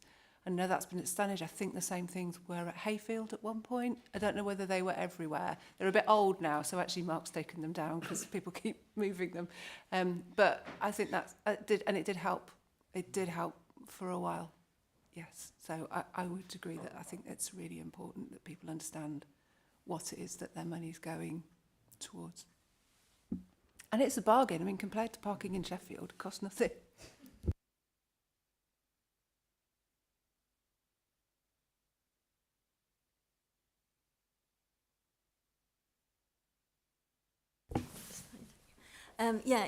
Sorry, it's going away from car parking, but I just wanted to ask about the surfacing, because I realise you've got lots of users to try to cater for, horse riders, cyclists, etc. But the pictures you showed looked like they were being tarmacked, and for me that then stops being a trail, a countryside trail, and becomes more like a road, and it does detract from my enjoyment of it a bit. You know, when I go out into the countryside, I want to be on trails, so I'm just wondering if there's any other surface that performs well, but you still keep that rural feel to being out. So the surfacing that we use is called Ultitrek. There has been some debate at the moment whether tarmac is still making it, but that appears to be the most hard wearing, and we've been using it for well over 10 years on all the trails. It's sort of dark in colour, so it blends in. So you've got quite stark pictures there. It does blend in. Our volunteers and trails rangers spend a lot of time putting the grass sods back onto the trail, to blend the edges in and make sure that it doesn't stick out. And after the first summer, then it's they're there. We need to make them. We're making them wider, so we're providing a much more user-friendly trail.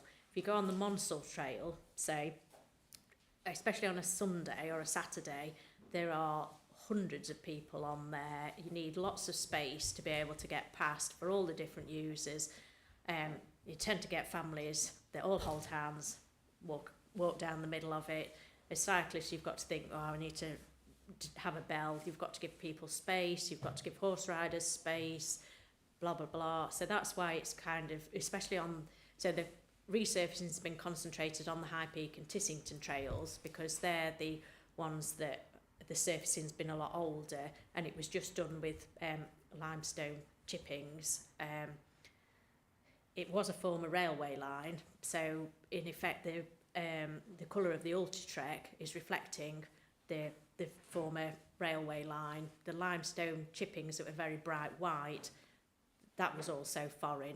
People might like it because it looks different, but the grass encroaches on it. It makes it really narrow, and then it makes it more difficult for people to use. So we've got, again, it's a question of balance. People expect to come and use our trails and expect them to be family friendly. Therefore, we need space. We obviously want to encourage people with lesser abilities. So we've got at our cycle hire centres on each end of the Tissington Trail, we've got trampers there, we've got electric bikes. We need to be able to give them space. And for horse riders as well, it's nice to have the space for people to, for you to be able to get to one side and them to get to the other. So there has been an awful lot of research prior to me coming into post as to what is the best surface, and that's basically what our management plan has said since 2013, that Ultitrek is the best. It works for the most people and provides the best long-term service. So what we don't want to be doing is keep resurfacing every 5 years, repairing potholes and that kind of thing. So yeah, it has been, it is the best surface that we've found that we can afford to provide. All right.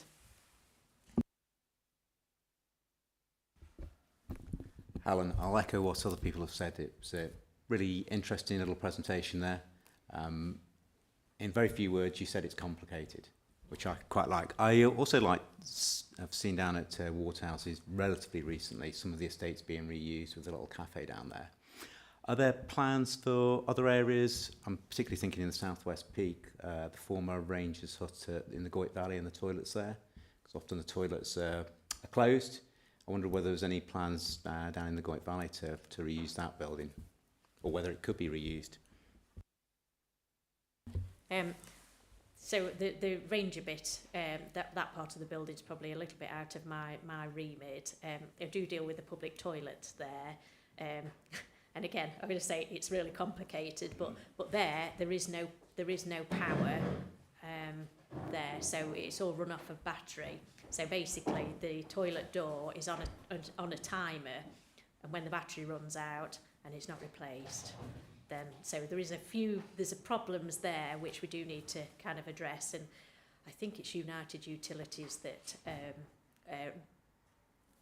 it United? It's not you, is it? It's not. No, so it must be United Utilities then. That so we need to talk to them a little bit about what we can do to make it better, because like I say, there's no point having a toilet there if you can't use it, especially for water quality. So there's a few things to look at, but in terms of the long-term stuff, I think my boss might be more appropriate to answer that question. He's not here, so well, we've got the chief exec, who is also my boss. yes. But yeah, there are things that we are thinking about, but that's one of the quieter ones. But like the Waterhouses one, somebody in the local community was interested, so we've kind of gone, well, yeah. So and we do advertise all the other concession spaces that we've got, so people can apply. And if people are interested, then sort of let us know, and then we obviously have to do everything appropriately because we're local government, so we have to follow rules as well, which is slightly different to some of the private sector organisations. Okay, thank you. Right, thanks very much for that, Helen. I think the only action I could think of is that we continue to monitor, and thank you for saying that you will put the management plan up online. Once it's up, if you could let Mike have the link to it, and then he can forward it round to everybody. It's been fascinating. Thank you ever so much. It's been really lovely. Thank you as well. It's been lovely talking about my job. so thank you. Thanks. Right. Thanks, Helen. If anybody's got any questions or anything they want to email me, then obviously feel free. Thank you.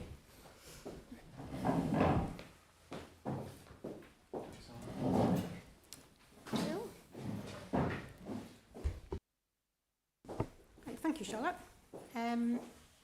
I have sent a copy of my report around, so I don't intend to go through it blow by blow, but I'll just pick out a few key things under each of the aims. Sorry, I'm looking at it on my phone, which is a big mistake, but I'm trying to save paper. So there's a list there in aim 1 of the different schemes that are due to get underway for the Peak District Laughs area, and hopefully we should have the stone pitching underway for Jacob's Ladder, which I think we had a visit out there, didn't we, to look at that? Charlotte, was that right? We did. Yeah, so hopefully that's all okay. Some of the others have been deferred for future years. Oh, thank you. Some of the others have been deferred to future years because obviously the amount of money we're having to invest in pothole repairs at the moment. But I think Martin particularly will be keen to note there's still continuing investment in roadside signposts, which I think are really crucial just so people know where those paths start. You know, and then obviously we've invested in some waymarking to put out little arrows on the rest of the path for those that have been reported to be difficult to follow. So hopefully we're continuing to do some good work there. I've put in aim 2 a little list of the different orders, different map modification orders, and where they're up to. I thought it was helpful just to shade in grey the ones that relate to the Peak District Laugh area, because obviously that's for the whole of the county. And then obviously looking at the work of the joint Laugh subgroup and how we get these different orders prioritised, we'll look at more closely in the next item. Aim 3 I've just put in there sort of progress on some of the main projects we're working on, so Pennine Bridleway, White Peak Loop, and then also there's a little paragraph in there about the sort of funding that we've managed to get through the Highways Capital Programme for next year. And obviously on top of that we're also applying for Active Travel England funding, etc. And then some of our funding will start to come through EMCA, which is a combined county authority for Derby, Derbyshire, Nottingham and Nottinghamshire. Active Travel Master Plans, there's a bit of an update there as the sort of things that we're going to be taking forward. Well, Glossop really is the one that relates to this Laughs area, so we're looking at some strategic routes there. Pennine Bridleway, Charlotte will be pleased to hear.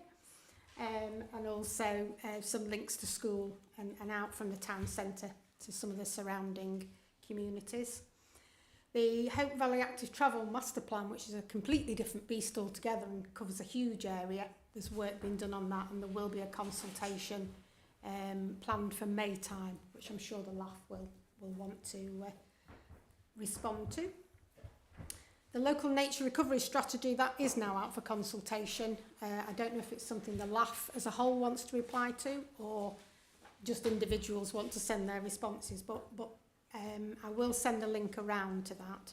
But please, you know, send it out to any of your contacts who might want to reply to that. That would be really helpful, thank you.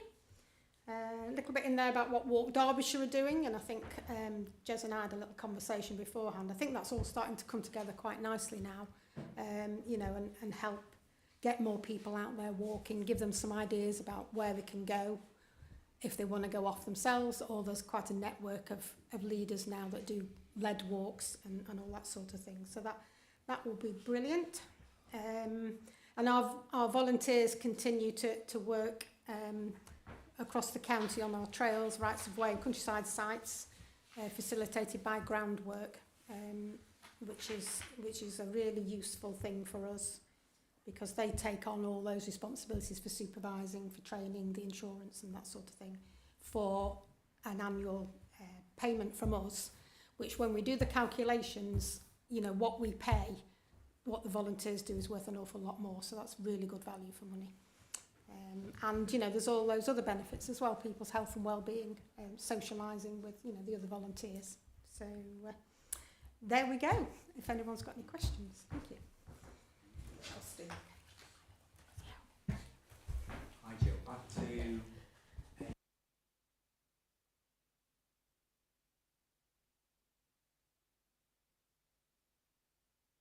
Part of the work is finished, isn't it, on that one? I think there's some drainage at the top. So, but I can certainly find out about that for you. I noticed that the...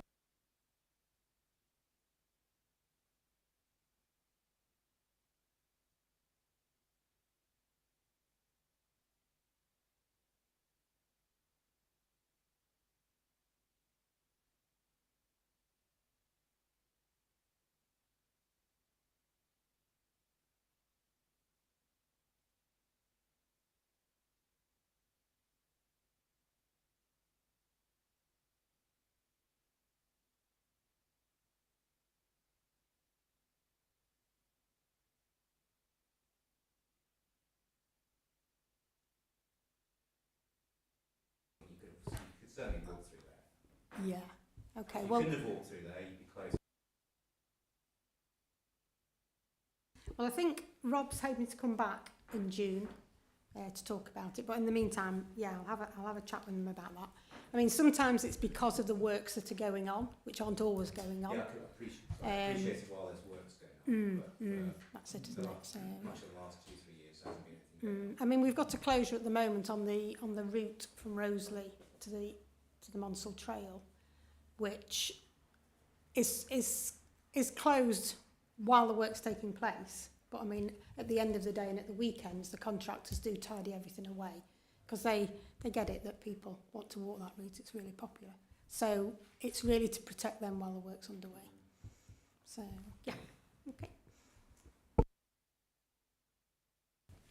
Yeah, thanks for such a thorough report as usual. Just on the White Peak Loop and the link from the top of the Monsell Trail up through to Buxton, I just wondered kind of what the current obstructions are and how you're getting on with overcoming them. Do you mean in terms of getting that open? Yeah. That's it, mine's on again. Well, we are currently doing the preparatory work and design for both. We've split the section into two. So we've got our in-house engineers doing from the Monsell Trail up to the Hogshaw roundabout on the A6 in Buxton. And then we have appointed our sort of inside consultants to do the next section, which is mostly through town and then off up to Harper Hill. So that work is underway at the moment. There will be some... there's some stakeholder events going on just to inform that initial design, and then I think May, June time we'll be doing some public consultation on where we've got to. We've got negotiations underway with landowners as well. So all that work's starting to happen. We're starting to commission, and particularly on the section that goes through Wydale and Woodale, some ecological surveys, because that will all obviously have to go to planning, as will the section that goes up to Harper Hill that's not, you know, going through the town. So yeah, so we're working towards that. It's all costs quite a lot of money, and then we also need to find some money to build it, but we are progressing. So yeah, it'd be good to get that link in.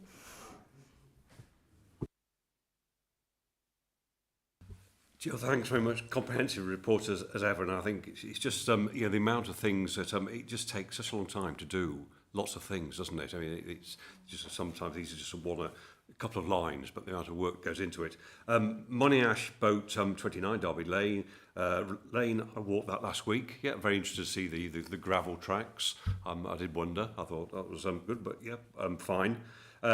Signposts again. They have a year's contract on a yearly contract basis. So if you report them now up till March, you've got a chance of it going into next year's contract. Resources available. If not, if you wait till April, it will then go into the 26-27 contract. So, but if you report them, you should get one in within 12 to 18 months, wherever you do. Just on those orders, Jill, yeah, great. I mean, just a little bit of a flavour, put something on it. We've got a new restricted byway at Wirksworth. It was put in as a claim October 2018 by Wirksworth Town Council with 61 witness statements, so user evidence. The Peak Northern Footpath Society then very helpfully came in because it was sticking a little bit, and they went and had a look at some documentary evidence. They decided there'd been some opposition from the landowners. The Wirksworth Town Council claimed a footpath. The documentary evidence suggested it was a restricted byway, which went through. The landowners then decided to appeal when the order came through. It went to the Planning Inspectorate in April 2024. Eventually, it's gone through as an order as a restricted byway. So I have a feeling those landowners are probably thinking perhaps we would have preferred a footpath.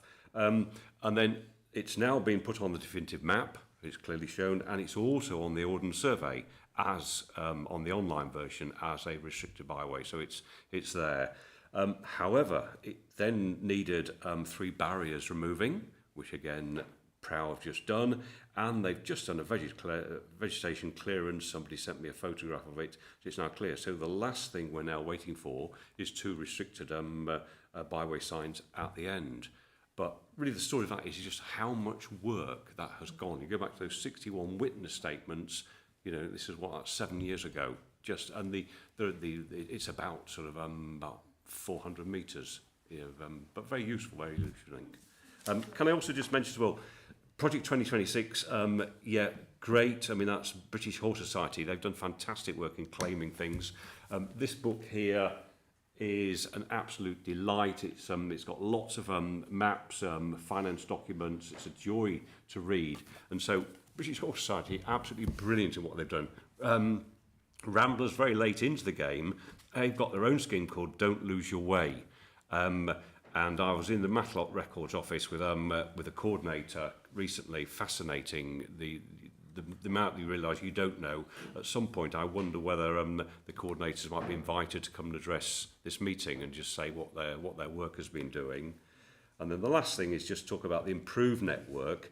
And Jill, I wonder whether you've got any comment on the Slowways campaign, who are looking to put networks across the country. They've got a website already up and running, but they also recently were in the media talking about using the inside edges of fields for access, particularly on country lanes.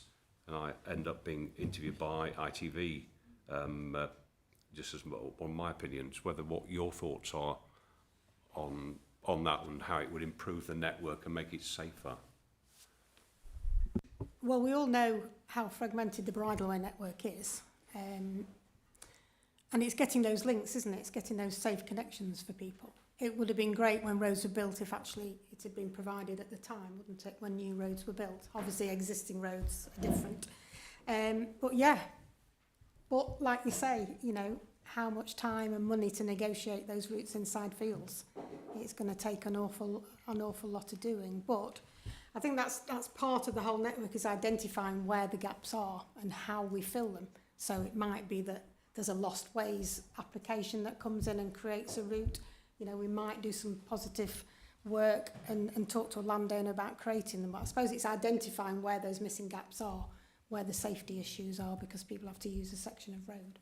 So it's all part of that, building that network, isn't it, to make it safer, more accessible for everybody. It will take a long time. But, you know, it's good to have that vision, isn't it, to work towards. Thank you very much, Jill. Austin? Really, very quickly. The Safe Route Fund money that was spent up Long Hill on the old road. I've been along it and taken some groups along there and explained what's gone on. And from my perspective, it all looks good. When the consultation and our site visits were going on, there was some mention about, I suppose, a review post-scheme study. Have you got any feedback yet on what users are thinking about what appears to be a great scheme? I haven't, but I can get it. So I'll speak to Gary, who's leading on it, and see if we can provide some feedback on that. There is some extra money to do a little bit more on some of the other ideas that were thrown into the pot. So we're just having a look at those at the moment. So hopefully by the next time we meet in June, I can report back on some of that. I think it will be June. Yeah.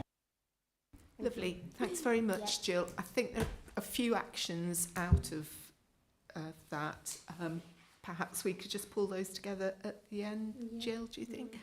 Okay, I'm very conscious of time. We've got a very busy agenda. Just had a word with Mike. Sue's tabled her reports. I'll just introduce. Yeah. Have you done item 7? No, not yet. No. I was going to quickly do that. Yeah, sorry. Yeah. I'm jumping No, ahead. that's fine. Exactly. We'll try and do this one. Thank you, Charlotte. Microphone on. Right. Okay. So we've had a joint subgroup with the DADLAF for quite a number of years now, looking at unrecorded ways. So these are the ones that rely totally on historic evidence. So it doesn't apply to those where it's user evidence. The problem was when the cut-off date was brought in, it was sort of like, right, we need to get out there, we need to find all this evidence and get rid of this uncertainty for once and for all, for everybody's sake, you know, for the users and obviously also landowners that may have these routes across their land. So the subgroup's been working for quite a long time looking at what it can do to help with this. I mean, obviously LAF members didn't have time to start doing all these applications themselves, but they could hopefully try and facilitate others. We've provided training, haven't we, Charlotte? Done workshops for people to come along. And people have been putting all these claims in to the point where now I think the County Council's got a backlog of 300 plus. I think nationally there's probably about 8,000 from what I was reading recently. Things have changed. I mean, since the DADLAF met back in December to look at the recommendations that the subgroups put forward about how do we prioritise all these orders. The government has said that it's going to repeal, well, it was 2026 cut-off date. It was extended by the last government to 2031, and this government has said it's now going to repeal it. When, I don't know. There'll have to be parliamentary time to do that. So perhaps in the meantime, it's just keeping going with, you know, what's been agreed and what advice we give to the County Council on how it deals with these things. So the subgroup's done as much as it can. I think it's got a lot of things clarified by the County Council, you know, on sort of issues and questions that a lot of people that are making these claims had. There's not a lot that they could do about the actual process itself. It is set out in legislation and regulations, and the Deregulation Act that was going to tinker with it hasn't sorted out the detail yet. So it's a lengthy process. I mean, I think, Martin, that one you mentioned was first put in 2018. They do take a long time to process. So the County Council at the moment has a policy of it's dealt with in strict order of receipt. So when the subgroup got together and put all the ideas together, you know, some people thought, yes, that's fine. Some people said we needed some big complex matrix to try and sort it out. And I think the main recommendation that came out of it was, well, why don't we prioritise bridleways and above? Because they actually benefit more different users.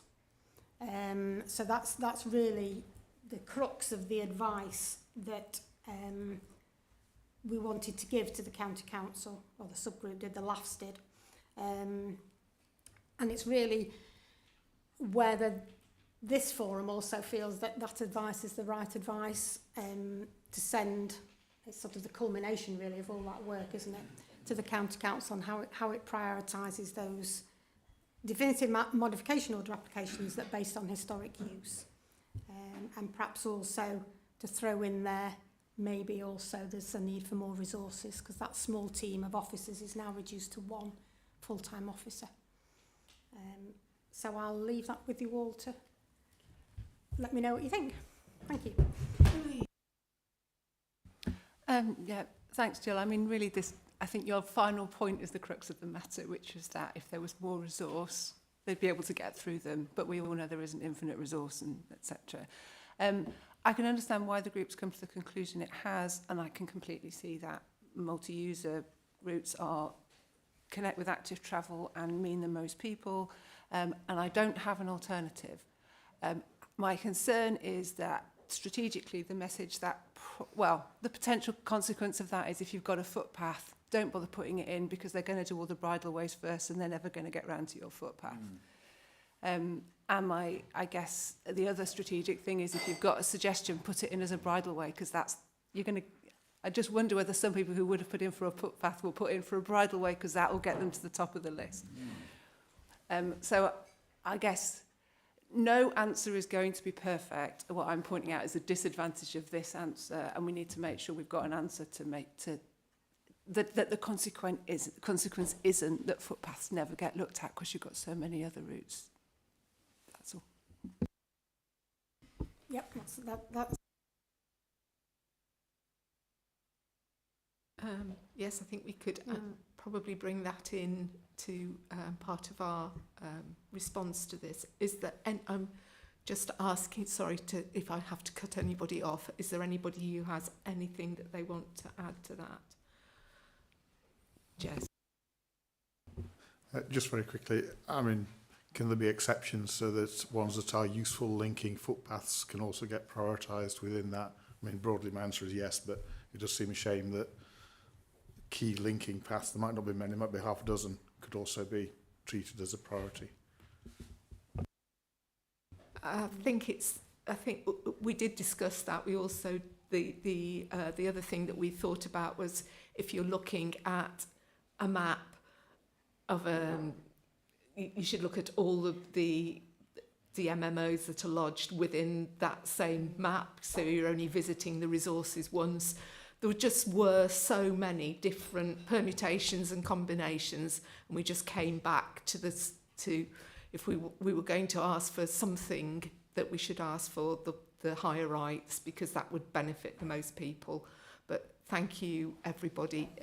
Is it the wish of this meeting that we respond in that with that recommendation that is in Jill's report? Anybody against? Okay, thank you. We'll do that. Thank you very much. Mike. Yep. Hi. Sue's away on family business, so I'm covering her papers on the agenda. Item 8, she's tabled an access update. Hopefully you've all had a chance to read that. A brief update on the Deaf Access for All programme, how the money is being spent, a new changing place at Parsley Hay, and some resurfacing works in the Goit there. Improvements previously reported scheduled for the Monsell Trail at Coombs Road Link at the Bakewell end were being considered. I think that suggestion is not going to be taken forward. Okay, I think we'll leave it at that. Any questions on Sue's paper access update? Nope. Okay, move quickly then on to item 9. Consultations on the statutory access restriction directions that we made back in the day. Every 5 years we review these, we're obliged to review these under the legislation. 3 of them are under consultation at the moment, one at Hollins Hill, one at Crowden, and one at Silence Mine. Sue has tabled the consultation summaries. If you've had a chance to read them, the question is therefore whether the local access forum wishes to comment on any of these reviews. Chair. Does anybody wish to comment on, I think be recorded that we support the outcome of Hollins Hill because that has now been determined. Has anybody a comment on Silence Mine? Yeah, Silence Mine used to come to the forum on an annual basis, and then 2 years ago we said, you know, what are the prospects of it reopening? and it was extended to a longer period.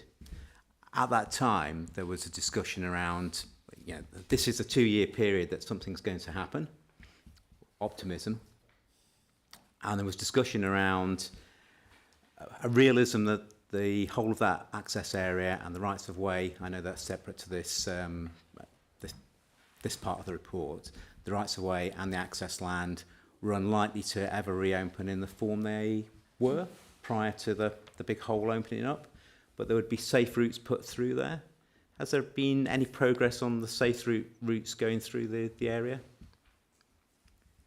It's not mentioned in the report, but it's, again, it's something that we... All I can do is read out what it says. Yeah, I understand that. I don't know any more than that. Yeah. And the work is underway to reinstate the areas of surface instability.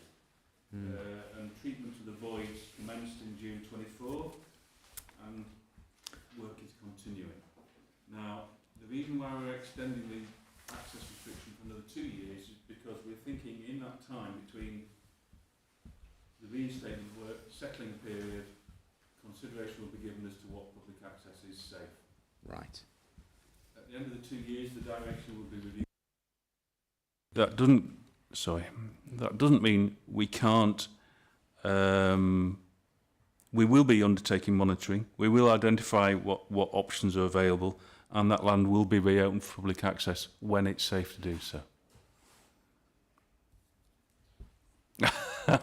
Does that answer your question? It does. It's sort of...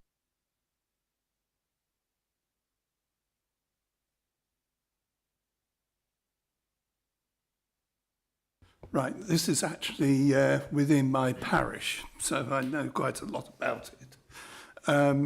Work is going ahead. There is access issues for the work activities, which mean that and the ground is currently totally unsafe for anyone. I won't even go anywhere near it, and the people monitoring it will only do so in pairs because it is so unstable. The bridleway has effectively totally disappeared.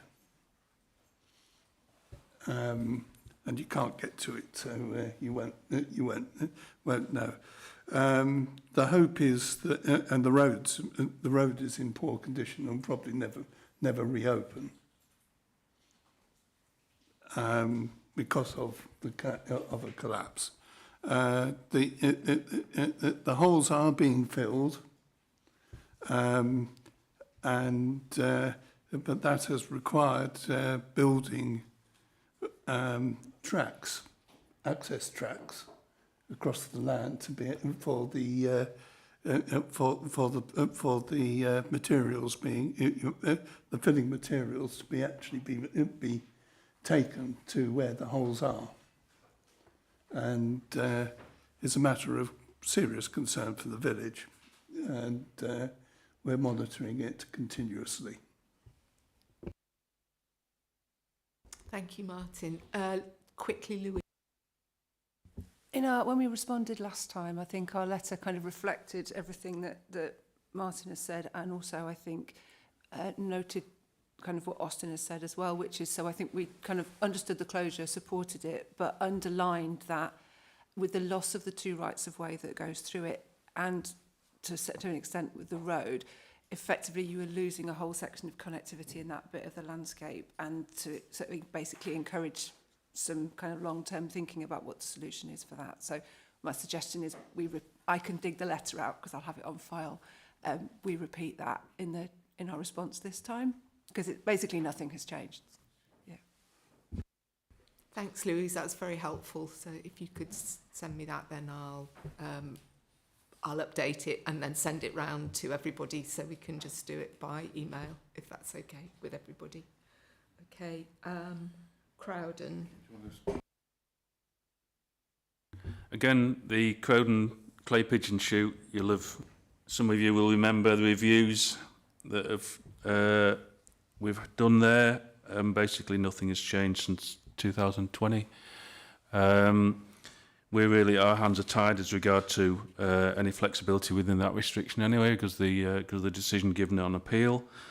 The question is whether the forum really want to dig out the response from 2020 and resubmit. Yep. Yeah. Yeah. Okay. Cool. That's lovely. Thank you very much. Tim.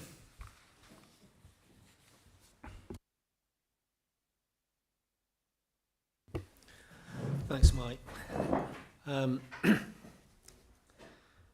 As you'll be aware, we have got money from Active Travel England to produce a national park equivalent of a local cycling and walking and wheeling infrastructure plan. We've involved the LAF subgroup in coming up with ideas for routes in that, so we held a workshop with the LAF subgroup on that. And thanks to an awful lot of hard work from Sue over the period between Christmas and the New Year, we have mapped what we think is our high-level network, and we're currently consulting on it. So the consultation opened on the 5th of February. It was a bit of a soft launch to it, and we close on the 16th of March. We met with Active Travel England earlier this week, and Sue demonstrated how the consultation page is looking. It's very impressive. But what was really good is we've already got quite a lot of responses to that. What we'd really like the LAF to do is to promote this on our behalf. So you will all have got one of these in front of you, which gives you all the details about the consultation. There's a GR code there, which will give you access to the website. We've also got it on our website. If you go onto our website, I think it's on the landing page, first thing on the left-hand side, as I normally log in, is about this consultation. So we'd urge you to tell all the members of your groups about this, ask them to fill this in. And if you are able to, we have a number of these postcards here. We're happy for you to take these and share them around the groups. There's some posters here as well. They've been laminated, so they are weatherproof. And I spent quite a bit of time this week going out and making sure that these are in our car parks and attached to, they're in our cycle hire centres as well. So we're doing everything we can to get as much information as we can from the public, from users of the national park as to what they think about what we see as this key strategic network. We think this is the first part of delivering on this. So we've only been given a year to produce a plan, so we only agreed to do the high-level network. But within this consultation, we are expecting to see comments from people about things about those strategic links into the villages as well, the secondary links. So as Martin mentioned earlier, where you go from the trail to connect to villages, where you go to connect to recreation hubs. So we're hoping that we'll collect some of this data here as well, and that we'll be able to persuade Active Travel England to fund both schemes and the next stages of the plan where we map that in more detail. So that's basically the background on it. You've seen the paper from Sue. Have you got any questions for me on it at all?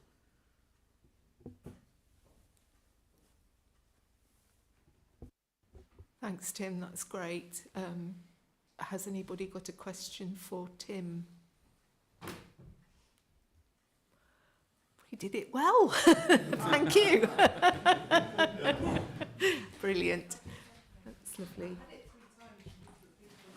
Brilliant. It is. It's great. Yes. Yes. Good. It's good. I will leave these here if you want to take any and show them around your network. Thanks, Tim. Right. Members' reports. Ben. At last. Thank you. Yep, I thought it'd be useful just to update you on a few of the sort of bigger things that are happening. Some of you might know that I work for Paddle UK, and with the BMC and the Ramblers and Outdoors for All Coalition and Clean Water Alliance, Severn Trent, a whole manner of different pieces. So just thought it might be useful just to give you a bit of optimism about what might be coming down the line, as ever the optimist I am. A few things that probably haven't been mentioned. Feel free to chip in if you know any more of these. After the National Park's 75th birthday, December the 16th, government's announced plans to introduce the new legislation to update the key objectives, the statutory objectives of the national parks. So that was 16th of December. So changes might create a greater emphasis on supporting nature recovery, cleaning up waterways and improving access. So that was quite an interesting announcement pre-Christmas.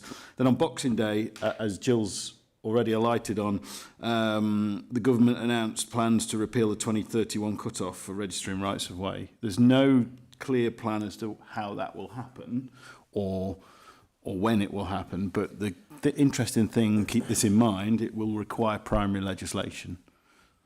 That's quite important. That's quite an important point. So it will require primary legislation at some point. It's a commitment they've made, and it will happen, and it will require primary legislation. So that's quite important in amongst all the other stuff I'm going to say. So there's a couple of interesting things there. Some of you will know I talked a little bit about river walks last time I came, and this Labour pledge to create 9 new river walks in all regions of England. I think it's just England. It is England. I know a little bit more. There's probably not a lot I can add in the public forum. I'll give you a little bit more insight into the planning is start to sort of pick up a bit of speed. The intention is to develop a pilot walk this year and then roll them out in the following 4 years or 3.5 years left. They have to be delivered in this Parliament. They will focus on areas where they have connection to areas of deprivation. They have to contribute towards nature recovery. And my understanding is they won't be brand new, completely new footpath routes, whatever. They will connect gaps in the network, build on existing parts of the network, improve river walks that are already there. So we're not talking brand shiny new river walks. We're talking about how can we improve what we've got and fill in the gaps that might exist. I've been working quite hard. One of the actions for me on the action list was to do some work on this around how can we maybe advocate for this locally. So after last meeting, I got in touch with all of the Derbyshire MPs, the new Labour MPs. Derwent Valley is all Labour now. Took them, most of them, bar one, out paddling. Filled them their heads full of propaganda about access to water and river walks. Yeah, they're all supporters. And I got them all to write a joint letter to the Baroness Hayman, who's the Minister for Access and Biosecurity, supporting a river walk for the Derwent Valley, or improving the river walk that we've got, which is the Derwent Valley Heritage Way. There wasn't a response to that, but I know it landed because I've spoken to the people with whom it landed with, and I met the Minister as well in January. There's no process at the moment, public process that you can actually influence or propose or whatever. But I think it would be good for the LAF, for Derbyshire, for the Peak District Park to be on the front foot with this. If we're gonna make the most of this opportunity, we would really like one of these 9 river walks to be in our patch. So I would like to offer to draft a letter to send to the Minister, and I can make sure it goes to the right civil servants to invite the Minister up for a visit. I know, Phil, you've hosted ministers recently, end of last year. But I think it'd be great. I know they're looking for places for a pilot. I think we've got all the bits that would make a really good pilot. We've got the Derwent Valley Heritage Way. I'd love it to be a trail that is for multi-users. I think they're looking at river walks. I did get the Minister saying the word trail. I don't know whether that means anything, but I did get it to say trail. Come on. I'd love them to think about water, but I don't think they're going to think about water. But I think we should be really advocating strong for the Derwent Valley. So if you're happy for me to write a little letter on behalf of the LAF, maybe see if we can get a Minister up to come for a walk and say, look how brilliant it is. I'll keep poking and talking about the Derwent Valley. I think it would be a great acquisition.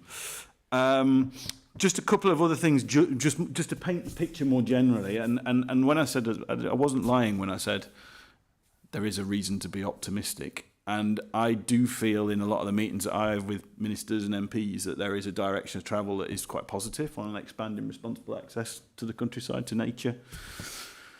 And things are moving, the conversations are moving quite well, and there is a growing caucus of MPs, 8 of whom I met last week, around pushing for a right to roam. I'm going to use those terms just to describe, you can call it freedom to roam, right to roam, expansion of responsible access, use whatever words you want, but a greater ability to enjoy the outdoors in the broadest terms.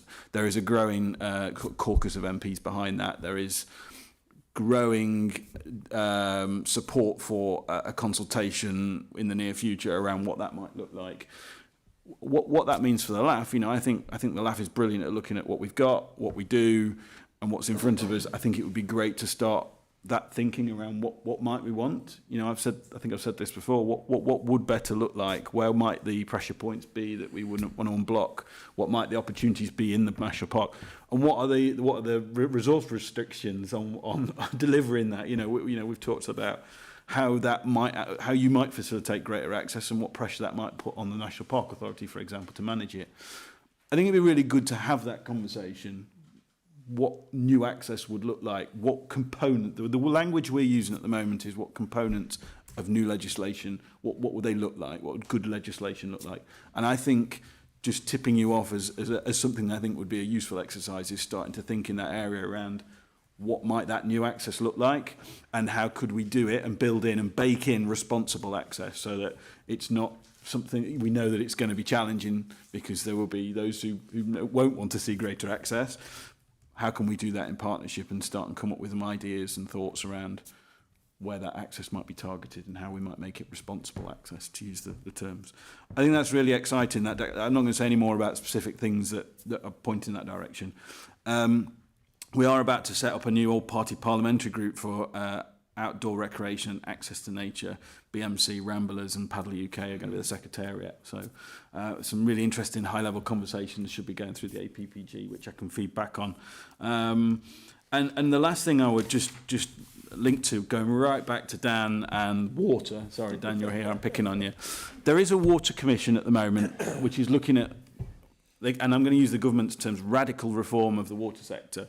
That not just sort of tweaking around the edges of a few little duties here, actually looking at the structure of it and how we do water, clean water, dirty water, top to bottom. And there's a water commission, an independent commission looking at this at the moment, and we'll come up with recommendations around June, July time. And then after that, the government will start working on a bill that 2026 will see the water bill. So what, water regulation, water companies, that's over there. I think there's a real opportunity in here, certainly to do something around access. And I would come to something I think you've mentioned before around what's in the legislation and how it's worded around the water companies' requirement to provide access to their assets. The wording in the legislation is really flimsy at the moment. It's to have regard for the desirability of preserving the public any freedom of access to areas of woodland, mountains, moor, heath, down, cliff, foreshore and any other area of natural beauty. To have regard, I hate that term. And I would love to see some strengthening of that language that water companies have a duty to provide responsible access to or safe access to. And that's what I'm going to be pushing for along with my water sports colleagues and lots of others. I've got a date in to meet with the Commission in a few weeks. I think, there'll be a call for evidence at the end of the month. I think it would be a good opportunity, again, for the LAF to put in a little piece around that, around water access or even just access to the land around the water and the requirement for water companies to provide that access and report on it and have an action plan going forward about what they're going to do more of. At the moment, there is no recall on sorry, I keep pointing at him. You water sector. You. Sorry about that. There is no kind of duty or measurement or target on the water sector to provide that access, and I would like to see that really strengthened so that they've got to do more with the assets that we've got for public use. So that's something, again, I think the LAF could be looking, and I'm happy to provide the wording for the consultation response. I'll leave it there because I think I've rambled on long enough. But I just wanted to give you a sense. There is a bit of a move in a direction. There's the water bill next year. There is likely to be a consultation in the near future around what new access, what responsible access could look like. I'll leave that there. There's other bits around national parks that are happening and the purposes. So I think this is an exciting time to be in the LAF. Thanks very, very much, Ben. It's always great to hear from you. I love the speed of your presentation, the depth. So, yes, you've done very well. Very, very happy for you to come up with some words. They would be circulated to everybody, so you can all have a look. I think in terms of the LAF's remit, we're probably better off responding to consultations rather than taking the front foot. But Phil, if we can help you, if you're doing something, then we're very happy to support. But I think we are more a supporter group rather than a primary focus. But please, please keep letting us know what's going on. And if you think at any point we can have a targeted letter somewhere that would help, we're very, very happy to do correspondence by email, and then everybody's at least got a chance to have a look before it's sent out. So thank you very much for that. I'm going to go that way around the table. So I will start with Austin. Did you have your head in? Jess? Thank you. Yeah, thanks, Ben. Very good. Having the idea of a waterways sort of ROIP sounds great to me, to be fair. I think that would be a good thing to do. You mentioned the 9 river walks. Is there any reason why they're just walks rather than paddle routes as well? Because it seems like the perfect opportunity to say we'll have a walk and also at least some sections of it available for paddling. And 2 birds in 1 stone. No, I've got no idea why they only chose walks. I think it's probably because they're easier to do than broadening it out. But my argument has been, well, if you're doing the bit next to the water, why don't you do the water itself? And if you're doing it for foot, why don't we try and work out ways that we could do it for more than just feet, cyclists, wheelchairs, whatever it may be. That's the point I've been trying to make to them. Just to say, I would ask, or suggest doing something a bit more proactive in this particular case because of the state of access for water. You know, there must be some scope for something proactive there rather than just responding. But I don't know, maybe. So I'd be supportive of trying to be a bit more proactive in this particular case. Just continuing Ben's optimism, just with access, I mean, both for water and for land, but the King Charles III English Coastal walk has got a form of access. It's shown as a purple wash on the old survey map, and it varies in size. So it gives you access to the cliffs, the coast, the beaches and everything. So that's something that we could link in. Why just the coastal path? Why can't we have it internally when we're a long way from there? And my other point is just to say that at the moment there's a Department of Transport Integrated National Transport consultation going on. It closes tomorrow evening at midnight. Takes about 15 minutes, but I think it's really worth having a look. They've got a particular section on walking and wheeling, so it'd take about sort of 15 minutes or so to fill it in, but really worthwhile if you could pass it around and anyone listening live could all do the same. Thank you.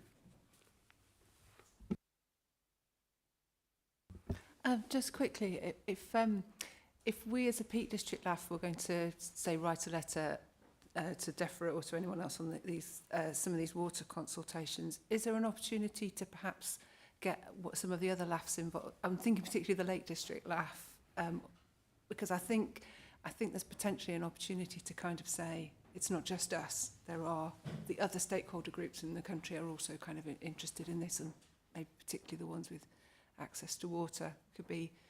It's not. I know that's not an easy option, but I would love to see LAFs work together better across the country, particularly between the national parks, if we could. So, yeah.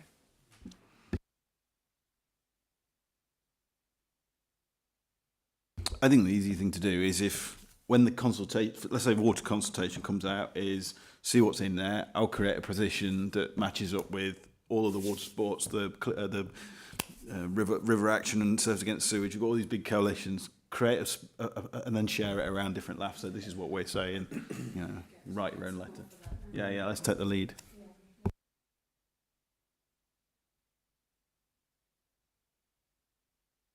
Thank you, Jeff. Yeah, just on river walks. I'm involved with the Trent Rivers Trust, and we've been doing the River Trent walk for the length of the Trent, which is 154 miles. But one exciting thing is that we're involved in spending 190k on actually creating it through Stoke-on-Trent, which is going to actually open up and link sort of the communities in Stoke-on-Trent with the River Trent, which they've been ignoring for years. So that's kind of, so these things are happening, and they do exist. And just in terms of the kind of water industry business and everything. With the Water Act, there was a code of practice on conservation, access and recreation. which was quite detailed. And one of the things it asked for was an annual report on what the water companies were doing about it. And in my day, we took it very seriously and actually did a report which went to the minister. And it's quite a glossy thing we did because everyone was interested in it at the time. I doubt very much whether they're actually doing them anymore, but it might be worth a look anyway. It's not something I've heard of, but looking over at Phil again, sorry Phil, I keep bringing you in here. There was a clause within the, what's it called, regeneration and thingy. Yeah, where certain authorities have to further the duties of the national park. Again, one of the things that the Campaign National Park are really pushing on, and we're looking at how can we tie this into the Water Commission, is who's monitoring that? Who's checking that water companies are having regard or furthering the purposes of the national park? And I think that's a really important. Who's having oversight of that? Where's it being measured? What are the targets for? So that's another area that we're going to try and build into this, is how do we strengthen that requirement to have to further the purposes of national parks where water is within a national park. Does that make sense? Yeah, I think so. Thank you very much. Anybody else? No. Okay. Austin, do you want to say anything about the Derwent fence? Very quick.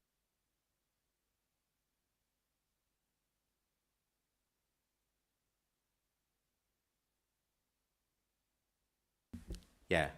There's a little item circulated with the agenda papers about a conversation, I'll call it a conversation, that started from the National Trust in the Derwent and Howden, on the Derwent and Howden Moor, where there's a proposal to put a 10-mile fence across the top of the Open Moor.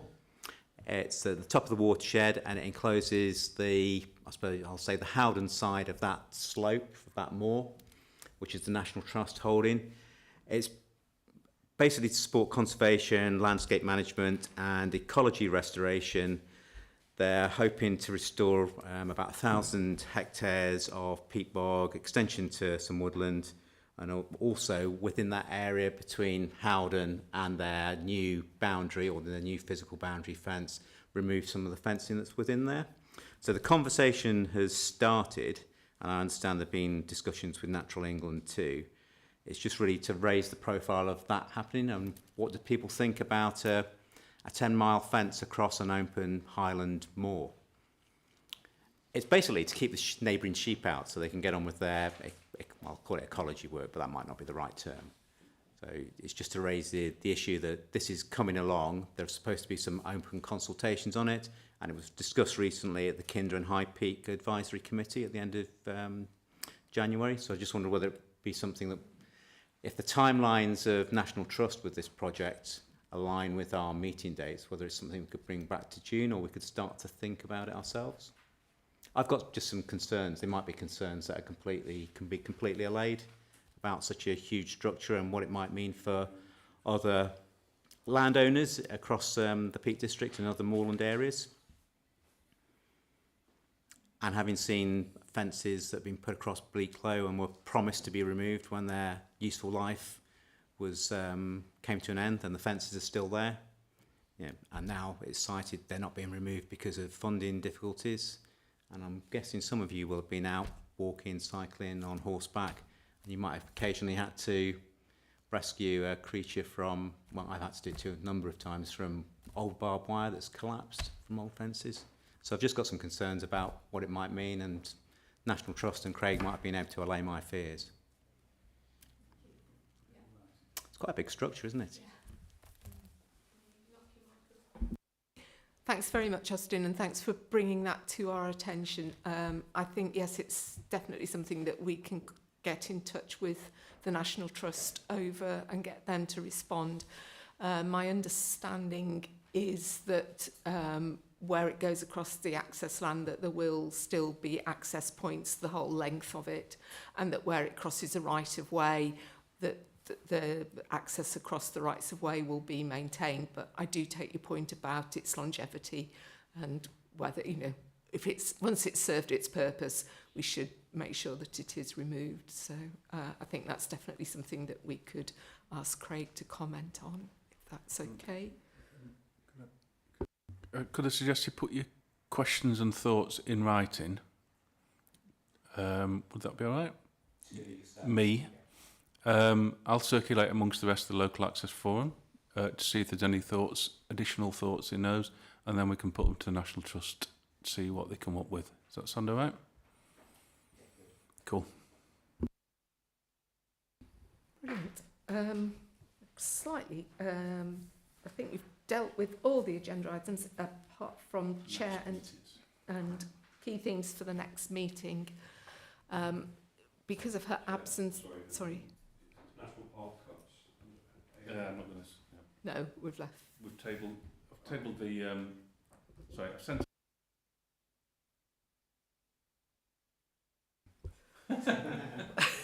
That's good clang. Well done.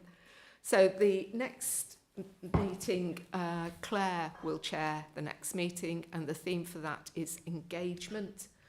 The meeting after that October meeting, Charlotte, the other Charlotte, has very kindly offered to chair that one.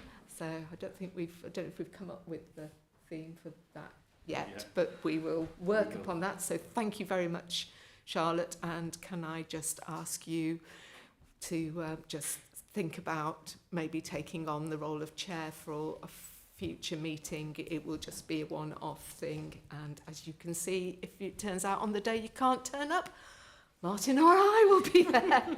So please, I would encourage somebody to take that one on. Date of the next meeting is the 11th of June, and it then just remains for me to say a rather sad farewell to our dear friend Andy Farmer, who has been a huge supporter of the Local Access Forum and a champion in making sure that we still maintain this, what I consider to be a vital role. And thank you very, very much for championing us and supporting us to do the work that we do, carry that forward. I don't know if you want to add anything, Sue. I see you maybe, or Phil, or anybody.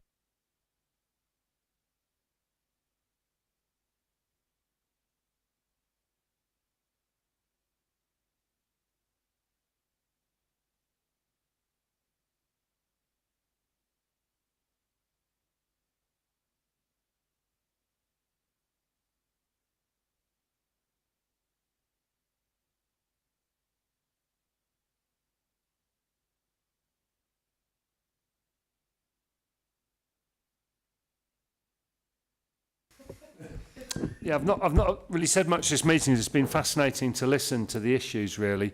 But on Andy, I mean, deeply missed when he leaves. Well-deserved break after so many years of service. I see every day the work you do and your contribution to this park, and it's going to be very hard to replace that. So really thanks for all you've done, and particularly for this group, because I know you've been really a champion for access. Thanks.